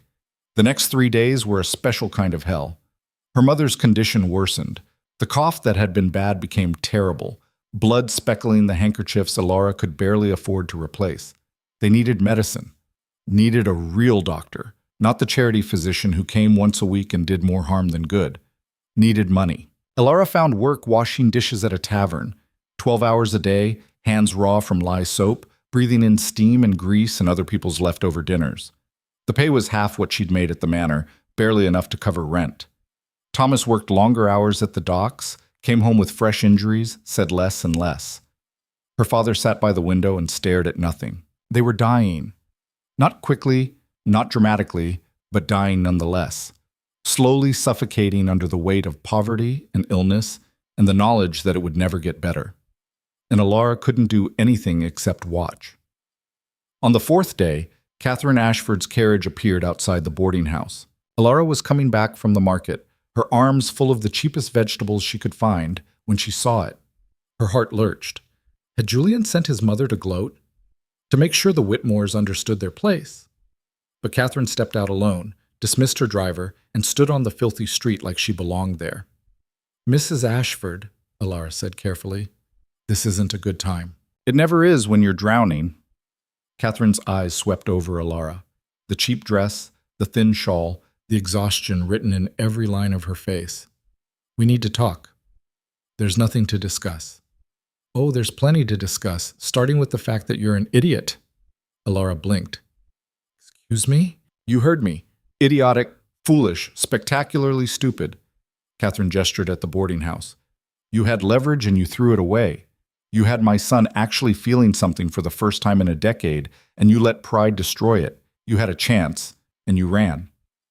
I was dismissed, thrown out, by a man who was hurt and angry and terrified of what you made him feel." Catherine stepped closer. "Do you know what he's been like since you left? He doesn't sleep, doesn't eat, spends hours in his study staring at paperwork without actually working. He fired 2 servants for no reason, then rehired them with raises. He's unraveling, Elara, and he's too stubborn to admit why. That's not my problem anymore, isn't it? Because from where I stand, you're both miserable, both too proud to admit you care, both destroying yourselves rather than acknowledge that maybe, just maybe, this impossible situation created something real." Elara's hands tightened on her market basket. "He called me a fraud, a trespasser. He paid me off like you were someone who'd lied to him for 3 months. Which you were." Catherine's voice softened slightly. "He was cruel because he was hurt, just like you were dishonest because you were desperate. You're both wounded people who found each other and immediately started making it worse. So what am I supposed to do? Go back, beg for my job, pretend none of it happened?" "No, you're supposed to fight." Catherine's eyes were fierce. "You came to that house looking for justice. for proof that my son was more than just a calculating machine. Well, you found it. You made him human again, made him feel. Now finish what you started. I don't understand. I'm throwing a dinner party 2 weeks from Saturday. Julian's business associates, potential investors, Vivian and her family. Very formal, very important for his precious railroad expansion. Catherine smiled. And I'm requiring him to attend with a companion of my choosing. Elara's blood went cold. You can't be serious. Deadly serious. You'll come as my guest. Wear proper clothes, use your real name, take your rightful place at the table. Catherine's smile sharpened. And force my son to introduce you to the very people who knew your father. Let's see how well his calculated composure holds up then. That's insane. They'll recognize me. They'll whisper and wonder and make Julian squirm, which is exactly the point. Catherine pulled an envelope from her bag. This is an invitation, and this, she pulled out another envelope, thicker, is enough money for a proper dress and a doctor for your mother. Consider it payment for services rendered. You gave me 3 months of entertainment. I'm returning the favor. Elara stared at the envelopes, her heart racing. Why are you doing this? Because you're good for him. You make him think, make him question, make him feel things he's spent years avoiding. And because I'm tired of watching him waste his life on profitable emptiness. Catherine pressed the envelopes into Elara's hands. Also, frankly, because Vivian is insufferable, and I'd rather watch her suffer through dinner with you there than spend another evening pretending she's an acceptable future daughter-in-law. He'll never agree to this. He doesn't have a choice. I still control the family trust, and I've made it clear. Either he attends with my chosen companion, or I withdraw my support for the railroad expansion. He needs my signature to proceed. Catherine's expression was pure steel wrapped in silk. He'll attend, and so will you. Unless you'd rather spend the rest of your life wondering what might have happened if you'd been brave enough to face him one more time. She left before Elara could respond, the carriage pulling away and leaving Elara standing on the street with 2 envelopes and a choice that felt impossible. That night, with her mother medicated with medicine bought from Catherine's money, with Thomas stunned into silence by the doctor's visit, Elara opened the invitation. Formal, elegant, demanding her presence as Catherine Ashford's personal guest at a dinner that would include everyone who'd witnessed her family's fall. It was social suicide, professional destruction, a guarantee that whatever tiny hope she had of rebuilding some kind of normal life would evaporate. It was also the only real power move she had left. You're not seriously considering this, Thomas said, reading over her shoulder. I don't know. Elara, it's a trap. His mother is using you for some game we don't understand. Or she's giving me a weapon. What weapon? Embarrassment? You show up, everyone sees you've been reduced to taking charity from the woman whose son destroyed us. How is that winning? Elara stared at the invitation, thinking about Julian's face when he'd realized who she was. The hurt there, the betrayal. The fact that he'd felt betrayed at all meant something had been real. You couldn't betray nothing. Maybe winning isn't about destroying him, she said quietly. Maybe it's about making him choose. Choose what? Between being right and being human. Between his perfectly calculated life and something that actually matters. Elara looked at her brother. Catherine said I made him feel again. If that's true, isn't that worth more than revenge? Thomas stared at her like she'd grown a second head. Are you in love with him? After everything he did? No. The denial came automatically. Then, more honestly, I don't know. I know he's brilliant and cold and capable of terrible things. I know he destroyed our family without losing sleep over it. I know he's engaged to someone else, and I'm nobody, and this is all impossible. But when he looked at me in that library and asked who I really was, I felt seen for the first time in my entire life. Not as Montgomery Whitmore's daughter, or a servant, or a fallen aristocrat, just as me, as Elara. She clutched the invitation, and maybe that's worth fighting for, even if I lose. Her brother was quiet for a long time. Then he pulled out his savings, $12 he'd been hoarding for winter boots. For the dress, he said gruffly. If you're going to walk back into that world, you'll do it looking like you belong there. Elara's eyes burned. Thomas? Don't. Just make it count. Whatever you're planning, make it worth what it's costing. She would. She had to. Because she had 2 weeks to become Elara Whitmore again. Not the scared girl who'd lost everything. Not the angry servant seeking revenge, but the woman who'd survived hell and emerged with her spine still straight. 2 weeks to prepare for the most dangerous dinner party of her life. And somewhere across town, in a mansion that used to belong to her family, Julian Ashford sat alone in his study and tried to convince himself he didn't care. He failed.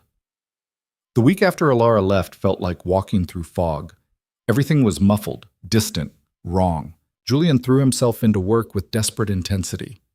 Railroad contracts, investment portfolios, 14-hour days that should have exhausted him into sleeping. Instead, he lay awake, staring at the ceiling, seeing Elara's face when he'd called her a fraud. The hurt there, the resignation. Like she'd expected him to reject her, and he'd simply confirmed her worst fears about him. He'd been cruel. Deliberately, precisely cruel. Because she'd lied to him, and he'd started to care, and caring made him furious. Also terrified. But fury was easier to process than fear. "You're being an ass," Catherine informed him over breakfast 6 days after Elara's departure. "Thank you for that maternal insight." "I mean it, Julian. You're punishing everyone around you because one girl made you feel something you didn't plan for. She lied to me for 3 months, lived in my house under false pretenses. And you destroyed her family for profit. I'd say you're even." Julian's fork clattered against his plate. "That was business. Everything is business to you. That's the problem." Catherine sipped her tea calmly.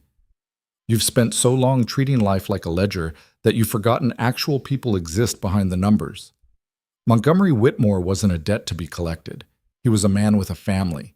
And Elara wasn't trying to destroy you. She was trying to survive. By manipulating me. By doing exactly what you would have done in her position. You're just angry because she did it well."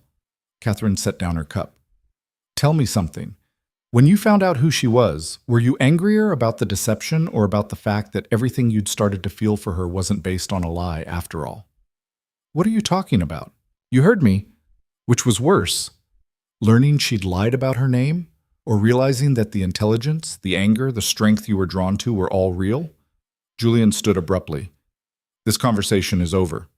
"Is it?" "Because we're having another conversation in 10 days at dinner, and you will attend." He turned back slowly. "Excuse me? Dinner party? Saturday after next. Your business associates, potential investors, very important for your railroad expansion." Catherine's smile was sharp. "And you'll bring the companion I've selected." "I'm engaged, Mother. I'll bring Vivian."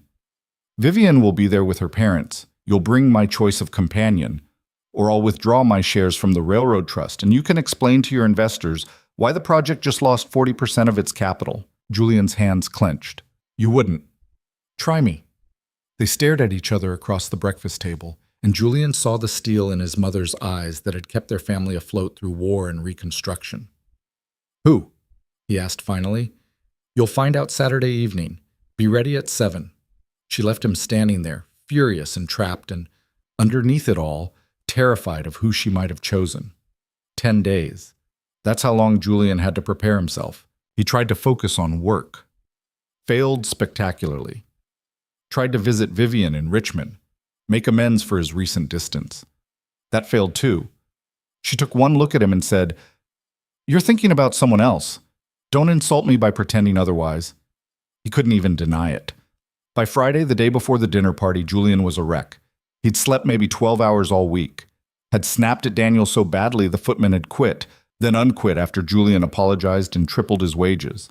"You need to get yourself together," Daniel said bluntly, "before you destroy everything you've built." "I'm fine." "You're not fine. You're barely functional, and everyone knows why." Julian's jaw tightened. "I don't want to discuss it." "Then don't. Just fix it. Because whatever happened with that girl, it broke something in you. And you're the only one who can decide whether to stay broken or put yourself back together." That night, Julian stood in his study, the same room where everything had fallen apart, and let himself remember. Elara correcting his newspaper. Elara cleaning the ink stain, her hands steady and sure. Elara in the library, asking him who he really was. Elara's eyes when he'd called her a fraud. He'd been wrong. Not about the deception, that part was real, but about everything else. She hadn't been trying to seduce him or manipulate him into some terrible decision. She'd been trying to survive in a world that had crushed her, using the only weapons she had, just like he'd done after his father died. They were more alike than he'd wanted to admit, both willing to do ruthless things to protect what mattered, both hiding pain behind calculation and control. The difference was she'd been brave enough to let him see past the armor, and he'd punished her for it. Saturday arrived too fast and too slow. Julian dressed carefully, formal dinner suit, everything perfect, tried not to think about who his mother might have invited as his companion, tried not to hope it might be. No. That was insane. Elara would never agree to come back here, not after how he'd treated her. At 6:30, he went downstairs to wait. Catherine was already there, dressed in black silk and diamonds, looking like an empress preparing for war. Punctual. Good. She adjusted his tie with sharp, precise movements. Now listen carefully. Tonight you will be civil, you will be gracious, and you will not, under any circumstances, make a scene. Do you understand? Who is she? You'll see soon enough. Catherine stepped back, examining him. Just remember, whatever you feel, whatever you want to say, think first. For once in your stubborn life, think before you speak. The doorbell rang. Julian's heart stopped. Catherine nodded to Daniel, who opened the door, and Elara Whitmore walked in. She wore deep blue silk that probably cost every penny of the money Catherine had given her. Her hair was up, exposing the elegant line of her neck. Her chin was high, her spine straight, her eyes meeting his with defiant dignity. She looked like the girl from the society functions 3 years ago, but also nothing like her. That girl had been soft, unformed, politely decorative. This woman was steel wrapped in silk. Every inch of her screamed survival and strength and absolute refusal to break. Julian forgot how to breathe. "Miss Whitmore," Catherine said warmly, moving forward to take Elara's hands. "How lovely you look. Julian, you remember Miss Elara Whitmore, of course. Montgomery Whitmore's daughter." The silence was excruciating. Elara's eyes never left his face, waiting, daring him to reject her publicly. Every eye in the entrance hall was on them. Servants pretending not to watch, Daniel's expression carefully neutral. Julian could send her away, could refuse this manipulation, maintain his dignity, keep control of the situation. Or he could do what his mother had demanded, be civil, be gracious, and face the consequences of his own actions. He stepped forward, bowed slightly, offered his arm. "Miss Whitmore," he said, his voice rough. "Welcome." Her hand trembled slightly as she took his arm. Just a small tremor, barely noticeable, but he felt it. "Mr. Ashford," she replied, her voice steady despite the tremor. "Thank you for having me." Lies. All of it lies. "Thank you for having me."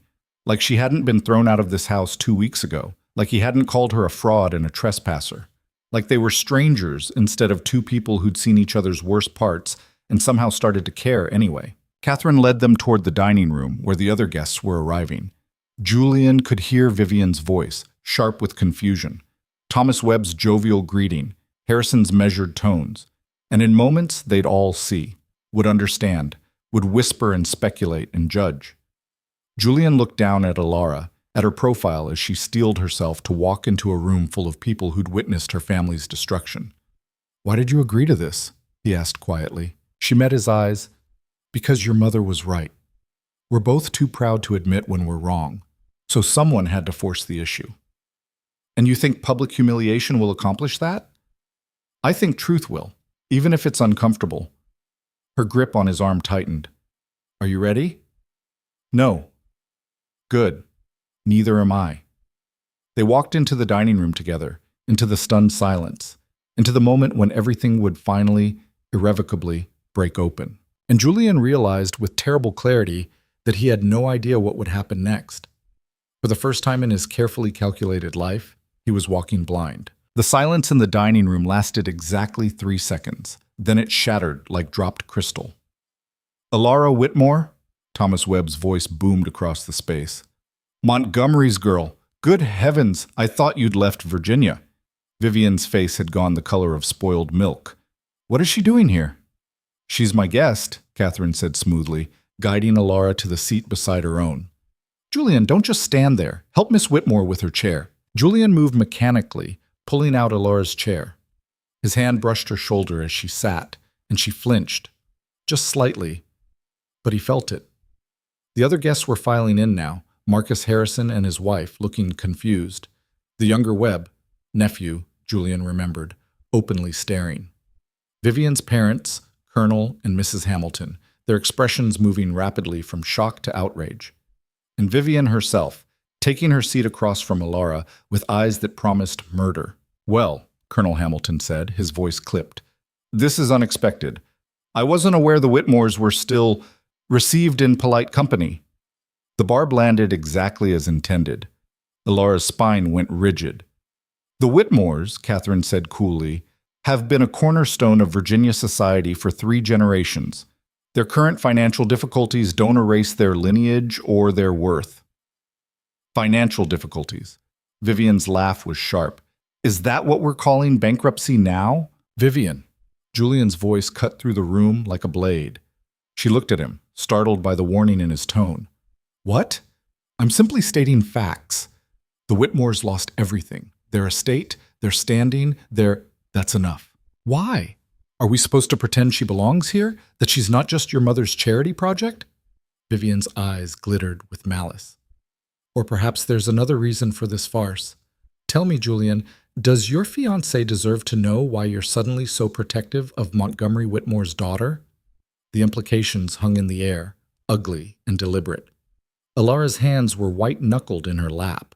Julian could see her preparing to leave, to flee this orchestrated disaster. He made a decision that felt like jumping off a cliff. "You're right," he said quietly.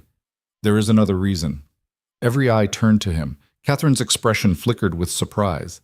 Elara looked up, her face pale. "Miss Whitmore was employed in my household for 3 months, under an assumed name. I only recently discovered her true identity." He kept his voice level, conversational. "She came seeking evidence that I had acted improperly in acquiring her family's estate. She found none, because there was none to find. But in the process of looking, she demonstrated intelligence, resourcefulness, and a determination I've rarely encountered." Webb laughed nervously. "Surely you're not condoning industrial espionage." "I'm acknowledging reality. Her family lost everything. I was partly responsible for that loss, legally, but also ruthlessly. She responded with the only weapons available to her. I can hardly fault her for that." Julian met Vivian's eyes. "In fact, I respect it." Vivian stood abruptly, her chair scraping loudly. "This is absurd.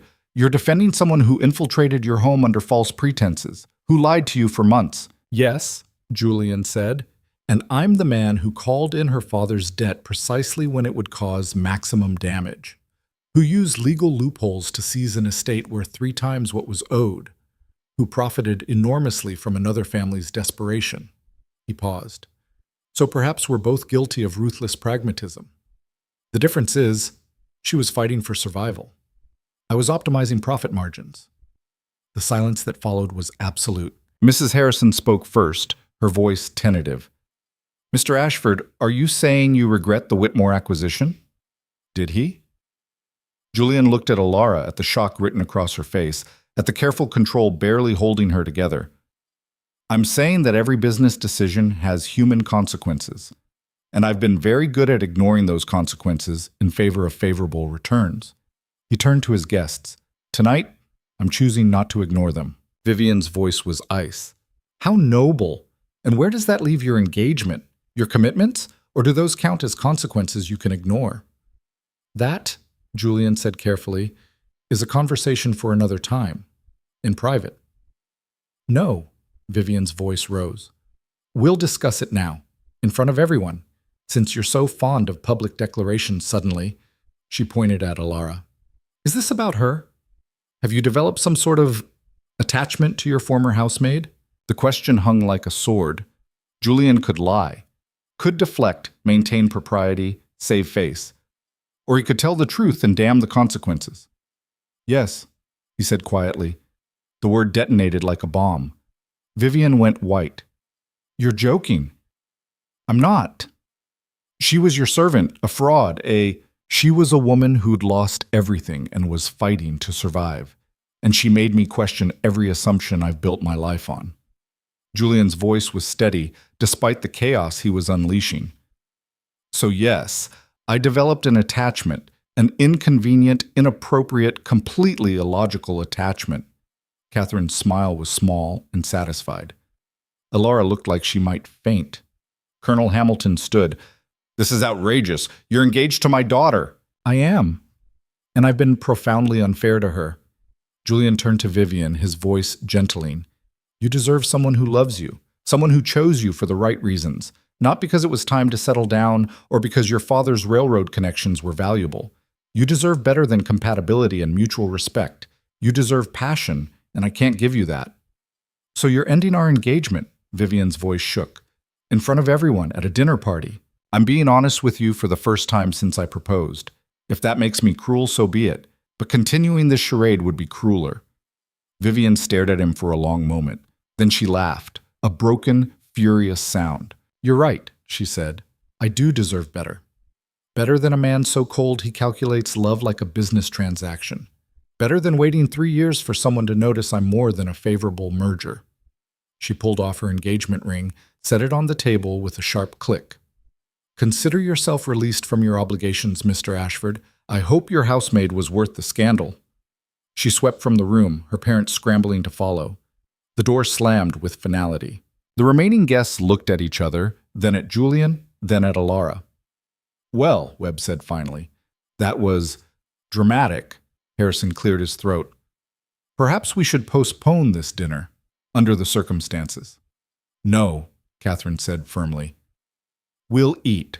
We're all adults here. We can survive an uncomfortable meal." She gestured to the servants hovering in the doorway. "Bring the first course." They served soup in silence so thick you could cut it. Elara's spoon trembled against the bowl. Julian couldn't eat at all. Finally, Mrs. Harrison spoke, her voice carefully neutral. "Miss Whitmore, I knew your mother. She had the most beautiful gardens in Virginia." Elara looked up, startled. "You knew her?" "We served on the Ladies' Aid Society together before the war. She was brilliant with roses. I still use her technique for winter protection." Mrs. Harrison smiled gently. "How is she?" The simple kindness broke something in Elara's carefully maintained composure. Her eyes filled with tears. "She's ill," she said quietly. "Consumption. We can't afford proper treatment." "I'm sorry to hear that." Mrs. Harrison looked at her husband.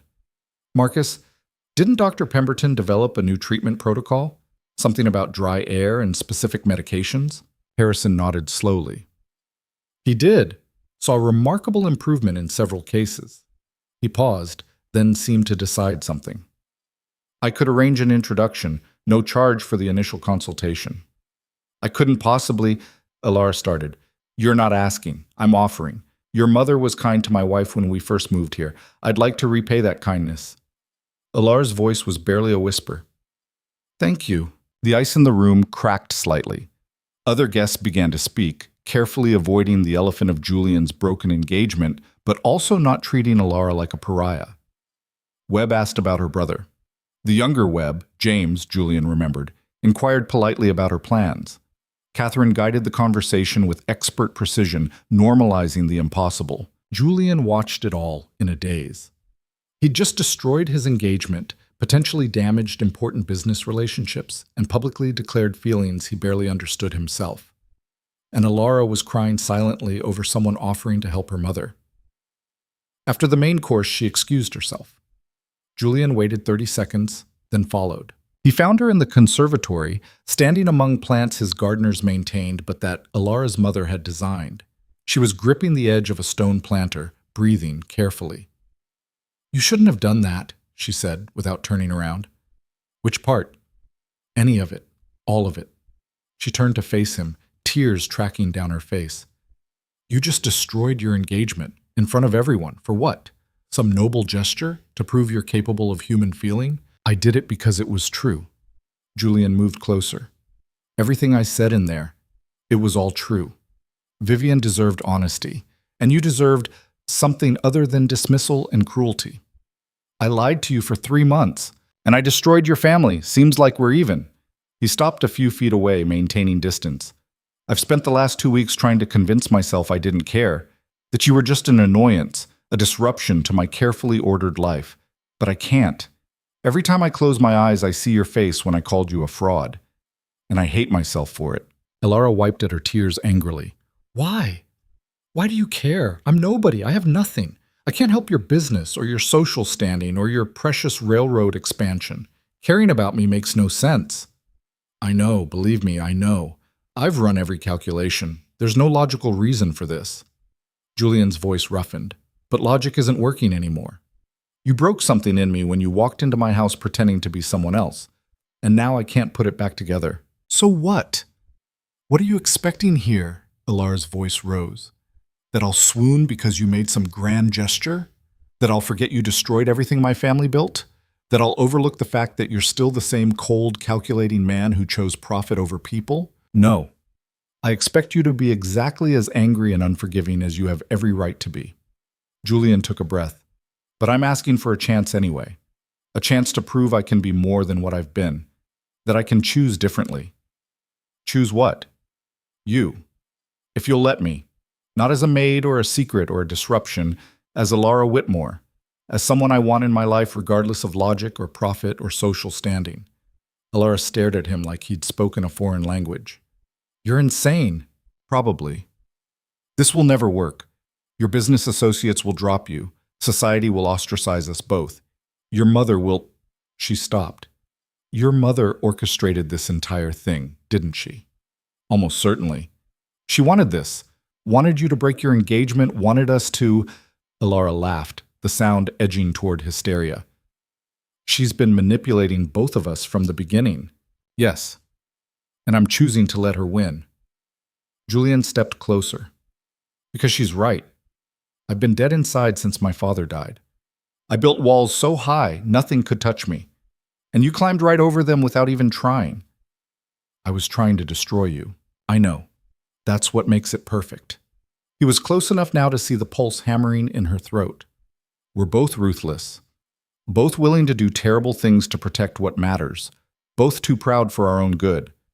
But Elara, you made me feel something other than empty calculation. You made me angry and confused and terrified and alive, and I don't want to go back to the alternative. Elara's hands were shaking. I don't know if I can forgive you for what you did to my family. I'm not asking for forgiveness. I'm asking for a chance to earn it, however long that takes.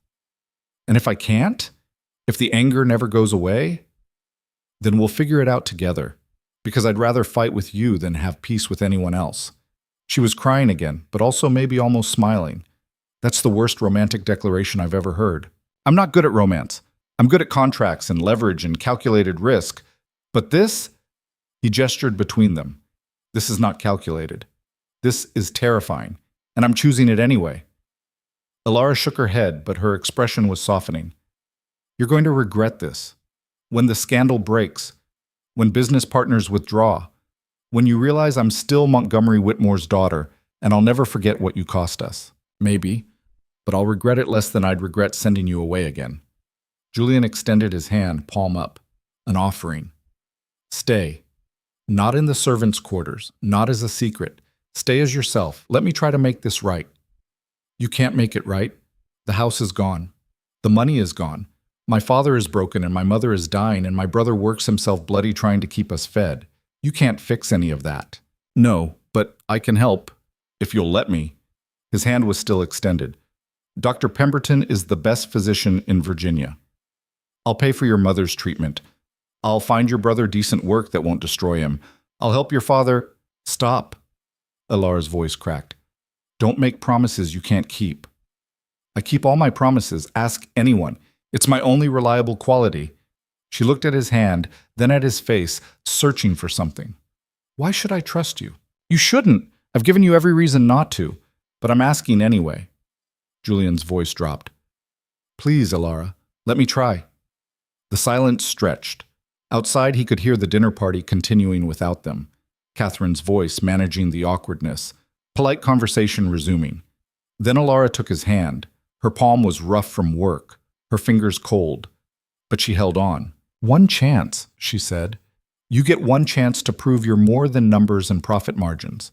But I'm not moving back into that house as your kept woman or your charity case. What would you move back as? as Catherine's companion. She offered me the position officially, along with the dinner invitation. Elara's chin lifted.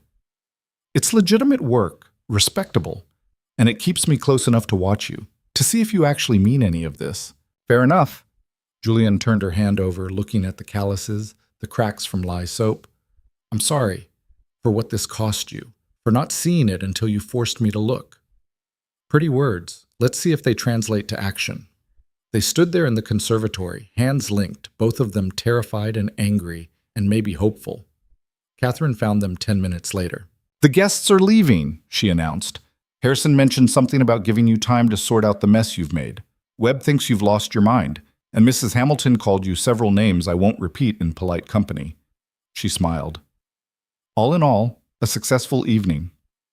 You planned this, Julian said. Of course I did. Someone had to push you both off the cliff. You were never going to jump on your own. Catherine looked at their joined hands. Well, are we doing this? Or did I create chaos for nothing? Elara spoke first. I'll take the companion position. For 3 months. We'll see how it goes. Excellent. You start Monday. I'll have the East Suite prepared. Separate quarters. Entirely appropriate. Catherine's eyes glittered. Though I imagine propriety will be the least of our concerns once society starts talking. Let them talk, Julian said. I don't care anymore. Careful, darling. Those are dangerous words from a man who's built his entire life on reputation and connections. But Catherine looked pleased. Go home, Elara. Pack your things. I'll send a carriage for you and your family Monday morning. My family?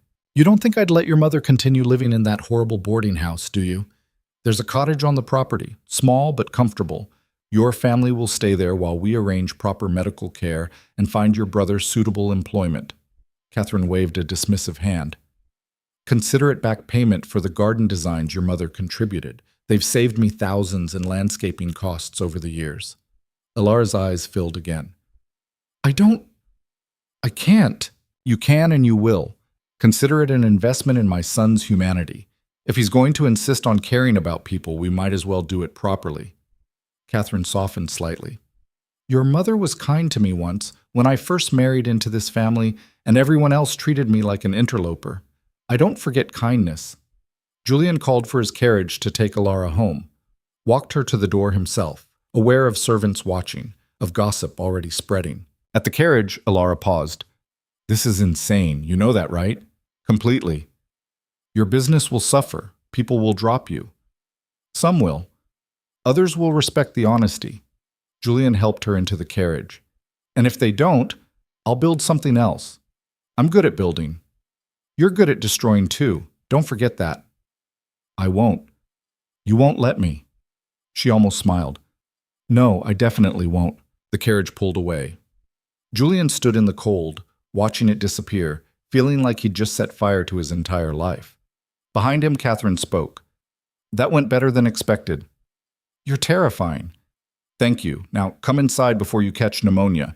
We have damage control to plan. But Julian didn't move. He stood there, breathing fog into the winter air, and thought about Elara's hand in his, about the way she'd looked at him in the conservatory, angry but also maybe seeing him as something other than the man who'd destroyed her family. He'd made promises tonight. To her, to himself, to whatever future they might manage to build from this wreckage. Now he had to keep them. The next morning, Julian was in his study by 6, writing letters. To Harrison, explaining his position and requesting continued partnership. To Webb, acknowledging the awkwardness but reaffirming his commitment to the railroad project. To his other business associates, brief and professional. To Vivian, an apology that took 3 drafts before he got it right. He didn't love her, had never loved her, but he respected her enough to be honest about his failings as a fiancé. Daniel brought coffee at 7. Word's already spreading, sir, about last night. I imagine so. The staff is confused about Miss Whitmore returning in an official capacity. Julian looked up. Is that a problem? For some, maybe. They remember her as a maid. Now she'll be Mrs. Ashford's companion. The hierarchy is unclear. Then make it clear. Miss Whitmore is a guest of this house. She's to be treated with the same respect as any family member. Anyone who can't manage that can find employment elsewhere. Daniel's eyebrows rose. You're serious. Deadly serious. Julian set down his pen. I know this is unconventional, but things are going to change around here, starting with how we treat people who've fallen on hard times. Change how? Julian thought about Elara's rough hands, about Mary's sick sister, about servants working brutal hours for wages that barely covered survival. We're raising wages across the board, 10% increase, effective immediately, and we're reducing hours. No one works more than 12 hours a day, except in emergencies. Sir, that's not... Most households don't. Most households can do what they like. This is mine. Julian returned to his letter. Also, I want a fund established for servant medical care, family emergencies, that sort of thing. Work out the details with Mrs. Garrison.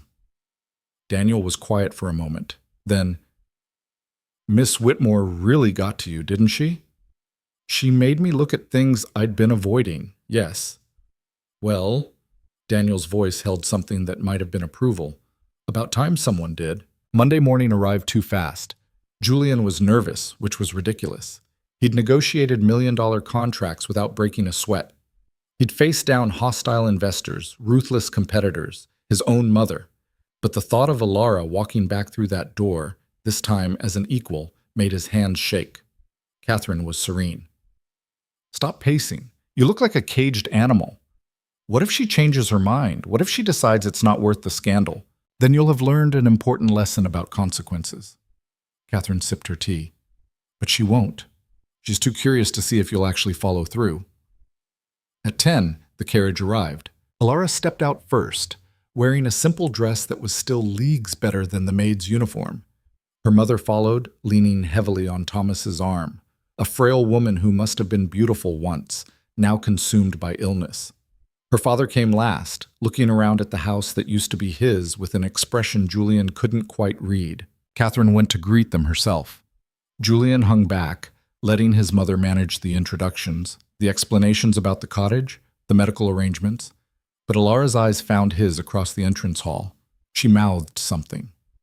He couldn't tell what. Thank you, maybe. Or possibly, don't make me regret this. Either way, his answer was the same. I'll try.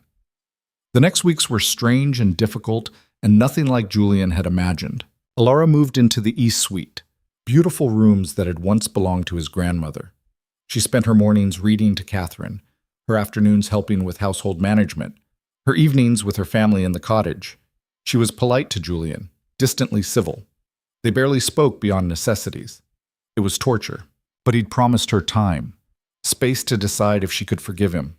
So he gave it to her, even though every instinct screamed to push, to demand, to make her acknowledge what was building between them. Her mother's treatment began. Dr. Pemberton was cautiously optimistic. The disease was advanced, but the new protocols showed promise. Julian paid for everything without comment, without seeking thanks. Thomas started working in Julian's shipping office, learning the business from the ground up. The boy was sharp, picked up concepts quickly. Within 2 weeks, he'd identified a routing inefficiency that saved them 15% on transport costs. He's good, Julian told Elara one evening, catching her in the hallway. Your brother. He has a head for logistics. He's had to learn fast, survival does that. But her voice had thawed slightly. He reminds me of you. We're both stubborn and angry, you mean? I was going to say intelligent and determined. But yes, those two. Julian hesitated. How's your mother? Stable. The coughing has decreased. Pemberton thinks if we can get her through the winter, she might actually recover. Elara's voice caught. Thank you for that. You don't have to thank me. Yes, I do. Whatever else you are, you're keeping your promises. I didn't think you would. What did you think I'd do? Lose interest. Realize the scandal wasn't worth it. Go back to Vivian or find some other appropriate wife.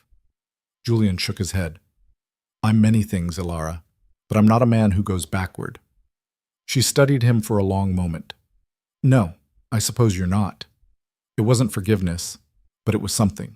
The scandal did break, exactly as predicted. Society whispered. Some business associates withdrew. Colonel Hamilton spread rumors about Julian's instability, his poor judgment, his inappropriate attachment to a servant. But some people surprised him.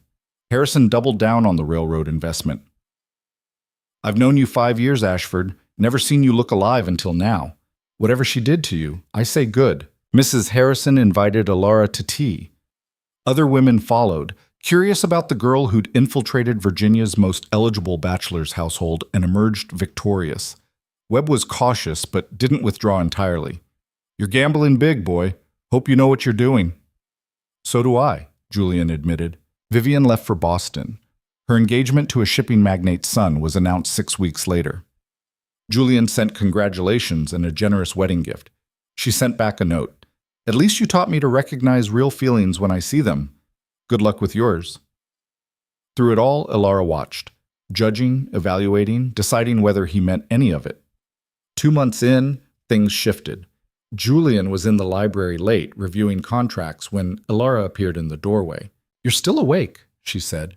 Couldn't sleep. You? Same. She moved into the room, trailing her fingers along the bookshelf. I've been thinking. Julian's heart lurched. About this. Us.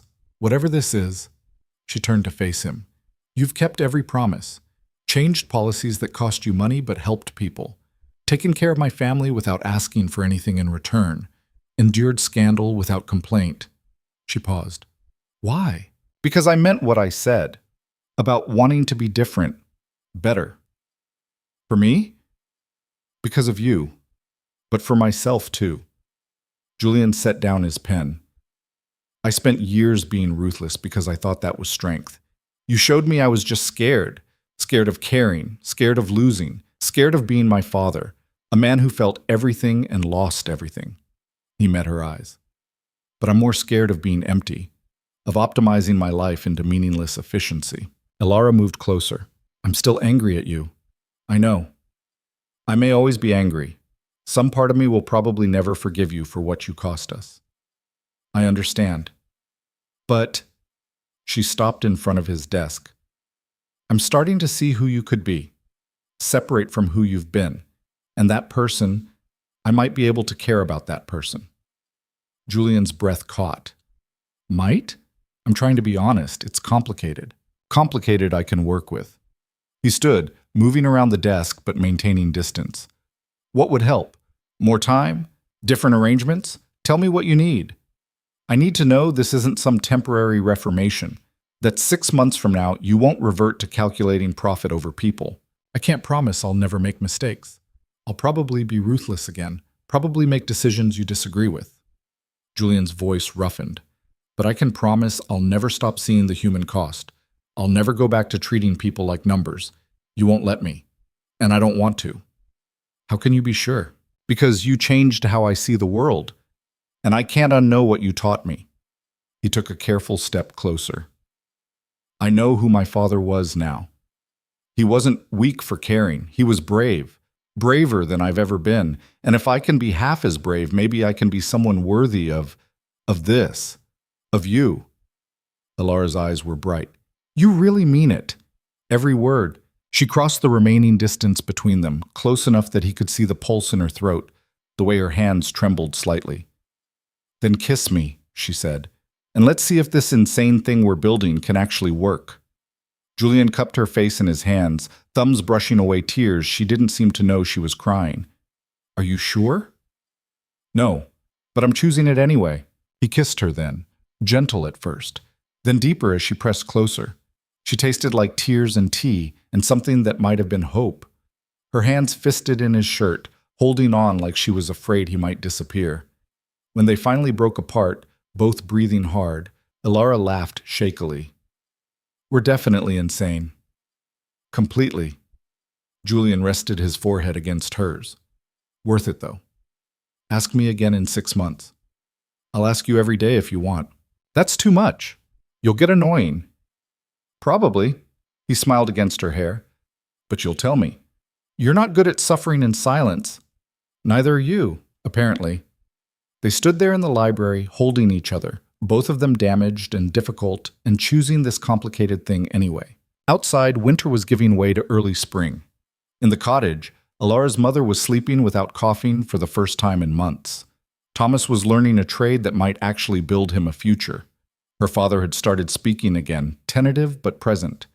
And in the house that had been stolen and reclaimed in the strangest possible way, two people who should have been enemies were learning how to be something else. It wouldn't be easy. The anger was still there, buried but real. The past couldn't be erased. Society would talk for years. But they were both fighters, both stubborn, both willing to do ruthless things for what mattered. And somehow, impossibly, they'd started to matter to each other. Julian pulled back enough to look at her. What happens now? Elara's smile was small but real. Now you prove this wasn't just words. You show me every day that you're the man you claim to be. And if I succeed, then maybe we build something neither of us expected, something that looks nothing like either of our old lives. I can live with that. Good. She kissed him again, quick and sure. Because I'm not going anywhere. Someone has to keep you honest. I'm counting on it. Upstairs, Catherine listened to the silence from the library and smiled into her tea. She'd gambled big, manipulated shamelessly, and created chaos. But sometimes chaos was exactly what rigid, dying things needed to come back to life. And her son, for the first time since his father died, was finally, beautifully alive. Spring arrived slowly, like it wasn't quite sure it was welcome. Elara woke in the East Suite to sunlight streaming through windows she used to look at from the servants' quarters. 3 months since the disastrous dinner party. 3 months of learning how to be herself in a house that had once been hers, then wasn't, and now was something else entirely. She could hear her mother laughing in the cottage garden, actually laughing. Dr. Pemberton's treatments were working, slowly, but working. The cough had faded to occasional, the color had returned to her cheeks. She'd started sketching garden designs again, her hand steady enough to hold a pencil. Thomas was already at the shipping office. He'd been promoted twice, was handling increasingly complex logistics. Her father had started consulting for Julian on agricultural investments, his knowledge of Virginia farmland proving invaluable. They were rebuilding, not what they'd lost. That was gone forever. But something new. Elara dressed carefully. Today mattered. Today would test everything they'd built over these fragile months. She found Julian in his study, already buried in paperwork. "You're up early," he said without looking up. "Couldn't sleep." "Nervous?" Now he looked at her, his eyes sharp with concern. Terrified. She moved to the window, looking out at gardens her mother had designed decades ago. "What if they refuse? What if the whole thing falls apart?" "Then we'll handle it." Julian set down his pen, came to stand beside her. Together. She leaned into him slightly, taking comfort in his solidity. They'd been careful these past months. Proper. Catherine insisted on it. No fuel for the gossip fires.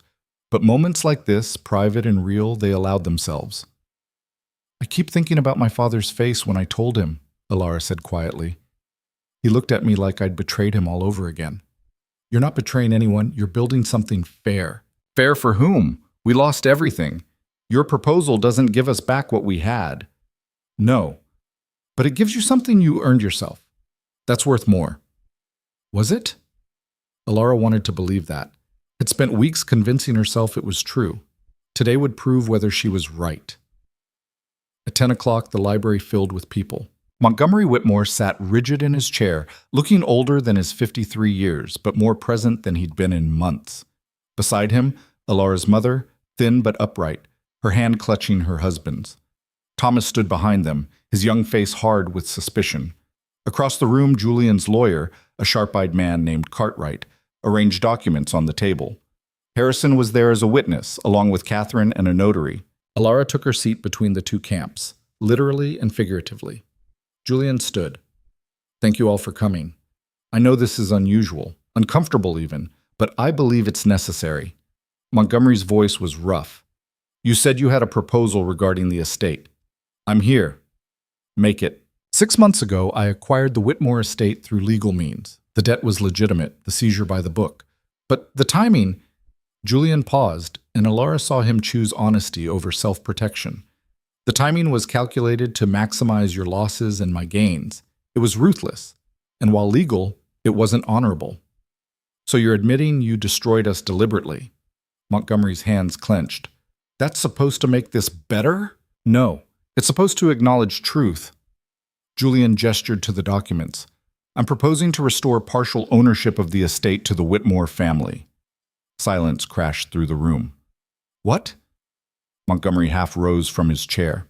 Partial ownership, 40% to be specific. Held in trust with conditions. The estate must be maintained to current standards. Any major decisions require majority approval from both families, and profits will be split proportionally. Julian's voice was steady. It's not everything you lost, but it's recognition that this land has been Whitmore land for 3 generations. That matters. Why? Montgomery demanded. Why would you give up controlling interest in a property worth this much? Because it's the right thing to do. Since when do you care about right versus profitable? Since your daughter made me look at what my ruthlessness actually costs. Julian met Montgomery's eyes. I can't undo what I did, but I can try to make it less completely devastating.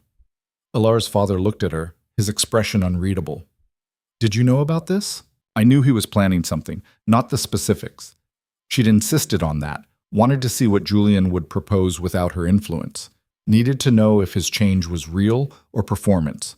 This was real, costly, complicated, and real. Montgomery turned to the lawyer. What are the conditions? There's always conditions with men like him. Cartwright cleared his throat. The trust requires the Whitmore family to take active role in estate management. One family member must serve as co-administrator.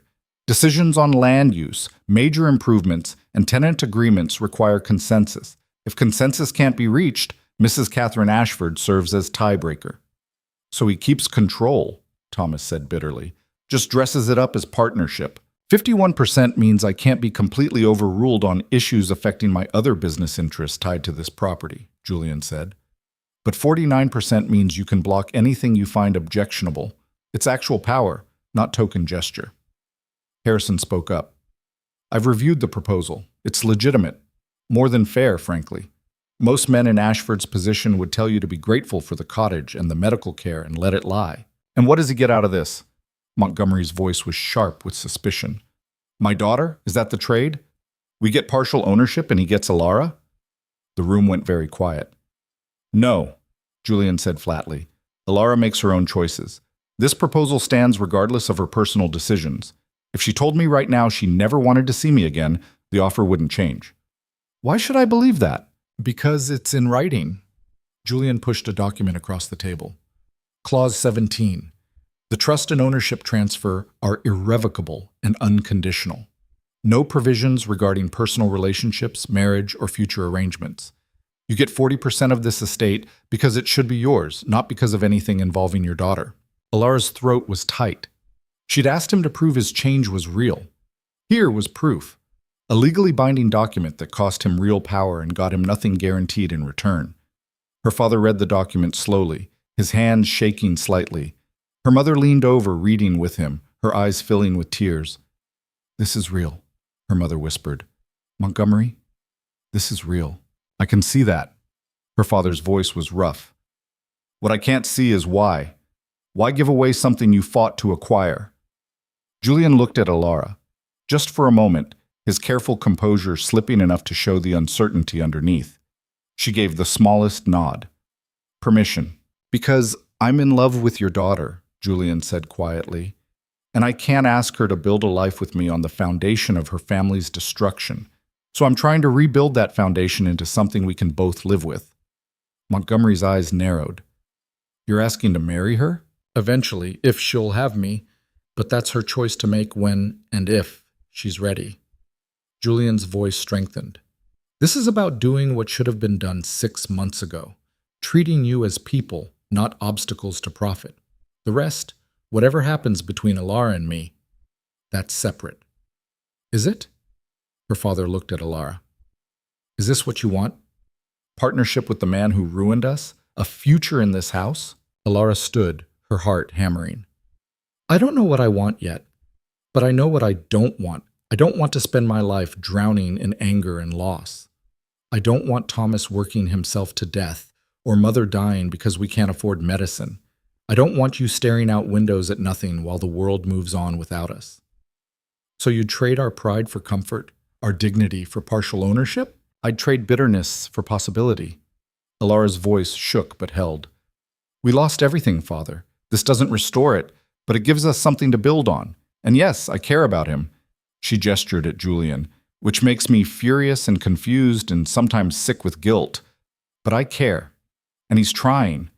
Imperfectly, messily, but trying.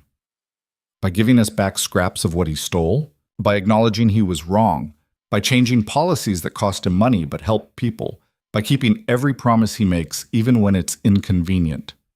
Elara met her father's eyes. He's not perfect. He's still ruthless sometimes, still calculating. But he's not the same man who called in your debt, and I need you to see that. Montgomery was quiet for a long time. Then he turned to Julian. You hurt my family, devastated us, made my wife ill with stress, and my son grow up too fast and my daughter scrub floors in her own home. I know. Sorry doesn't fix that. No, but action might, over time. Julian's jaw was tight. I'm asking for a chance to prove I can be better than I was, to build something fair instead of just profitable. And if I refuse? If I tell you to keep your partial ownership and stay away from my daughter, then I'll respect that. The ownership offer stands. Legally, you can't refuse it. It's already in motion. But I'll step back from Elara if that's what you want, if that's what she wants. He looked at Elara when he said it, and she saw the fear there, the very real possibility that he might lose this. Her father saw it too. Something in his expression shifted. You actually love her, he said slowly. This isn't about acquisition or advantage. No. You'd give up controlling interest in property worth this much. You'd endure scandal and business losses. You'd change fundamental aspects of how you operate. Montgomery shook his head. My daughter must be extraordinary to warrant that kind of transformation. She is. And you destroyed us to acquire a railroad route. Yes, I did. And I'll regret that for the rest of my life. Julian's voice dropped. But I can't change the past. I can only try to build a better future. The silence stretched. Elara held her breath. Finally, her mother spoke. I think we should accept. Montgomery turned to her, startled. Anne, I'm dying, Montgomery. Slowly, maybe, but dying nonetheless. Her voice was gentle but firm. And I don't want to spend what time I have left consumed by bitterness. This young man is offering us a partnership, a real stake in land that's been ours for generations. And yes, he's courting our daughter, but he's doing it honestly. That counts for something. He destroyed us, and now he's trying to rebuild. Isn't that what we taught our children, that people can change, that redemption is possible? She reached for his hand. We've lost so much. I don't want to lose the chance to reclaim some of it because of pride. Thomas spoke up, surprising everyone. The shipping office is good work, Father. He pays fair wages, promotes on merit.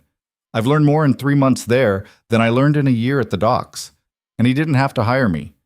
Could have offered charity instead. But he gave me actual opportunity. So we're just going to forgive him? Pretend none of it happened? No, Elara said. We're going to acknowledge what happened and choose to move forward anyway. That's different. Montgomery looked at his family, his wife, his son, his daughter. All of them had survived what should have destroyed them. All of them were choosing possibility over bitterness. He turned back to the documents, read through them again more carefully. Co-administrator, he said finally. Who would serve in that role? That's for your family to decide, Julian said. I was thinking perhaps Elara... No. Montgomery's voice was sharp. If she's going to have a future with you, she can't be caught between family loyalty and personal attachment. That's not fair to anyone. Then who? Me. Montgomery straightened his shoulders. I'll serve as co-administrator. I know this land better than anyone. I built relationships with every tenant, know every field and stream. If we're doing this, truly doing this, then I'll make sure it's done right. Julian extended his hand. Agreed. Montgomery stared at the offered hand for a long moment. Then, slowly, he shook it. I don't forgive you, he said quietly. I may never forgive you, but I'm willing to work with you, for my family's sake. That's all I'm asking. The contracts were signed. The notary witnessed. Harrison clapped Julian on the shoulder with something like approval. Catherine watched it all with satisfaction. Elara felt like she couldn't breathe. It was done. The impossible thing was actually happening. After everyone left, she found Julian on the terrace, staring out at the land that was now officially shared. You gave up controlling interest, she said. I did. That could destroy you. If my father decides to be vindictive, if business decisions conflict, then we'll figure it out, like adults, like partners. Julian turned to face her. I meant what I said, about this being separate from us. You don't owe me anything because of this. Don't I? Elara moved closer. You just restructured a multi-million-dollar asset to make amends to my family. That's not nothing. It's what should have been done from the start. That doesn't obligate you to... She kissed him, hard and sure, and in full view of anyone who might be watching from the windows. When she pulled back, Julian looked dazed. What was that for? For keeping your promises. For being terrified and doing it anyway. For loving me enough to give up power. She smiled. And for not being the man you were 6 months ago. I'm still ruthless sometimes. Good. So am I. We'll keep each other honest. She took his hand. Ask me. Ask you what?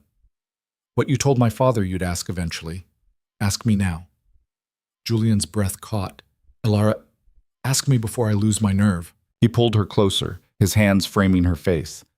Marry me. Not because of the estate, or because it makes social sense, or because my mother orchestrated this whole impossible situation. Marry me because we're both too stubborn to quit, and too damaged to be easy, and we somehow make sense together anyway. That's still the worst proposal I've ever heard. I'm not good at romance. I know, I'm saying yes anyway. You, what? Yes. I'll marry you. I'll probably spend the next 50 years arguing with you and reminding you that you once destroyed my family and making sure you never forget what ruthlessness actually costs. But I'll do it as your wife. Julian kissed her then, deep and desperate and full of relief. When they broke apart, both breathing hard, he was smiling. Your father is going to have opinions about this. Let him. He'll come around. Eventually. Elara leaned into him. We're doing this, aren't we? Actually doing this insane thing. Apparently. People will talk for years. Let them. Your business associates will think you've lost your mind. They already do. Harrison told me yesterday I'm either brilliant or completely insane. He hasn't decided which. Julian's arms tightened around her. Worth it, though. All of it. Inside, Catherine watched from the window and smiled into her tea. She'd gambled everything on two broken people finding each other. On ruthlessness meeting its match. On love being stronger than pride. And she'd won. The wedding happened in June, in the gardens Elara's mother had designed. It was smaller than society expected, just close friends and family. Harrison and his wife came. Daniel stood as Julian's best man, which scandalized the remaining traditionalists. Thomas walked Elara down the aisle, her father still too proud to do it himself, but present nonetheless. Catherine wept, which shocked everyone who knew her. The vows were traditional, but Elara added something at the end. I promise to never let you forget that people matter more than profit, and to remind you, daily if necessary, that you're capable of being better than you were. Julian's addition, I promise to try to deserve you, and to keep trying even when I fail, which will be often. The minister looked confused. The guests laughed, and when Julian kissed his bride, there were tears and applause and the beginning of something that defied every social convention. The reception was held in the house, Whitmore Manor, as it was starting to be called again, though legally now it was the Ashford Whitmore estate. A partnership. Like the marriage itself. Montgomery stood to give a toast. Everyone held their breath, wondering what he'd say. 6 months ago, he began, I came to this house planning violence, planning revenge against the man who'd destroyed everything I'd built. He looked at Julian. I'm not going to stand here and say I was wrong to be angry. I wasn't. What you did was ruthless and calculated, and it devastated my family. Uncomfortable silence rippled through the crowd. But, Montgomery's voice strengthened, you acknowledged that. You didn't hide behind legalities or justify it as business. You admitted fault, and you've spent the last 6 months proving you're capable of change. That's more than most men would do. He raised his glass. To my daughter, who's stronger than I ever gave her credit for. And to her husband, who's learning that strength isn't the same as hardness. May you build something better than what you both lost. It wasn't full forgiveness, but it was acceptance. Julian stood, clearly surprised to be adding to the toast. I don't deserve the grace this family has shown me, I know that, but I promise to spend my life trying to earn it. He looked at Elara. You made me human again, made me see past profit to actual people, made me want to be better than I was. I'll probably fail at that sometimes, but I'll keep trying. Elara stood beside him, took his hand. We're both going to fail. That's the deal. We fail, and we try again, and we keep building anyway. Later, dancing in the ballroom, Elara's mother approached them. She looks happy, Anne said, watching Elara laugh at something Thomas said. Really happy. I wasn't sure we'd ever see that again. Neither was I, Julian admitted. Mrs. Whitmore, I want you to know, Anna Pakulpchen. Call me Anne, we're family now. She smiled gently. You gave me back my gardens. Did you know that? When you offered the partnership included maintenance and improvements, you gave me the ability to design again. To create. I'd thought that was lost forever. I'm glad. Are you? Really? Anne's eyes were sharp despite her frailty. Because maintaining gardens costs money. It's not profitable. It's the opposite of every business principle you built your life on. I know, but it makes you happy. And that makes Elara happy, which makes keeping gardens the best investment I could make. Anne laughed. You're learning, slowly, but learning. She touched his arm. Take care of her. She's stronger than she looks, but she's been hurt. By you, by circumstances, by life. Don't make her regret choosing you. I won't. Or I'll try not to. I'm still learning, I know. Anne's expression softened. We all are. That's what makes life interesting. Across the room, Montgomery and Catherine were talking, an unlikely partnership, but both of them understood pride in survival and the cost of change. Your son is less terrible than I expected, Montgomery said. Your daughter is terrifying in the best possible way, Catherine replied. Between the two of them, they might actually build something that lasts. Or destroy each other trying. That too. But at least it won't be boring. They raised their glasses in mutual acknowledgement of chaos accepted. The party lasted until dawn. When the last guests left, Elara and Julian stood on the terrace watching the sun rise over land that now belonged to both their families. We did it, Elara said softly. Actually did the impossible thing.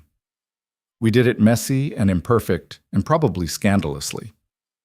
Best way to do anything important. She leaned into him. What happens now? Now we figure out how to run an estate together, how to merge two families that have every reason to hate each other, how to be married when we're both stubborn and difficult.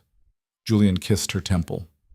How to keep changing instead of settling into comfortable ruthlessness. Sounds exhausting. Probably will be. Worth it, though. Definitely worth it.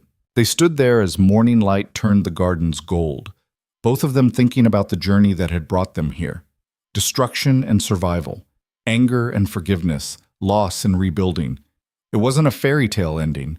They'd both lost too much for that. Montgomery would probably never fully forgive Julian. Society would whisper for years about the fallen aristocrat who married her family's destroyer. Business would be complicated, family dinners awkward, the future uncertain. But it was real. Hard-won and honest and built on choice rather than circumstance. 3 years later, Elara stood in her mother's gardens, watching her son, barely a year old, toddle among the roses while his grandmother directed planting with energy no one had thought she'd regain. The consumption had gone into remission. Pemberton called it miraculous. Anne called it stubbornness. Either way, she'd survived. Thomas ran the shipping division now, had quadrupled profits through innovations Julian never would have considered. He'd also married Harrison's daughter, creating another unlikely alliance that strengthened both families. Montgomery and Julian had established a new model for the estate. Tenant farming with profit sharing, investment in soil improvement, rotation systems that benefited everyone. Other landowners were starting to copy it. The Ashford-Whitmore model, they called it. Partnership over exploitation. It was working. Slowly, imperfectly, but working. Julian appeared beside her, loosening his collar. Board meeting ran late. Your father and I disagreed on the railway spur extension. Who won? Your mother. She pointed out the proposed route would destroy a heritage oak grove, suggested an alternative that actually costs less. We both looked like idiots for not seeing it earlier. Elara laughed. She's good at that. She's terrifying. I see where you get it. Their son spotted Julian and squealed, running on unsteady legs toward his father. Julian scooped him up, something in his face softening the way it only did with family. "How was your day?" he asked Elara. "Productive. The new tenant contracts are working. 3 families wrote to thank us for the healthcare provisions." "That was your idea." "You implemented it." "Because you wouldn't let it go until I did." They smiled at each other, the old argument comfortable and familiar. Catherine joined them, moving slower these days, but still sharp as ever. "The baby looks like his grandfather," she announced. "Montgomery's grandfather, I mean. Same nose." "Heaven help us," Julian muttered. "Oh, hush, it's a good nose. Distinguished." Catherine settled onto a bench, watching the gardens with satisfaction. "You've done well, both of you. Better than I hoped when I first started meddling." "Meddling," Elara repeated. "That's a gentle word for orchestrating a complete upheaval of multiple lives. I prefer strategic intervention. Sounds more dignified." Catherine's eyes twinkled. "But yes, I meddled, and I'd do it again. Look at this." She gestured at the gardens, the house, the family scattered across the lawn. "This is what happens when ruthless people choose to be better. When destroyed things get rebuilt into something stronger." "This is what happens when people get lucky," Julian corrected. "Any number of things could have gone wrong, but they didn't because you both chose to try." Catherine stood, brushed dirt from her skirt. "Now, I believe dinner is in an hour. Don't be late.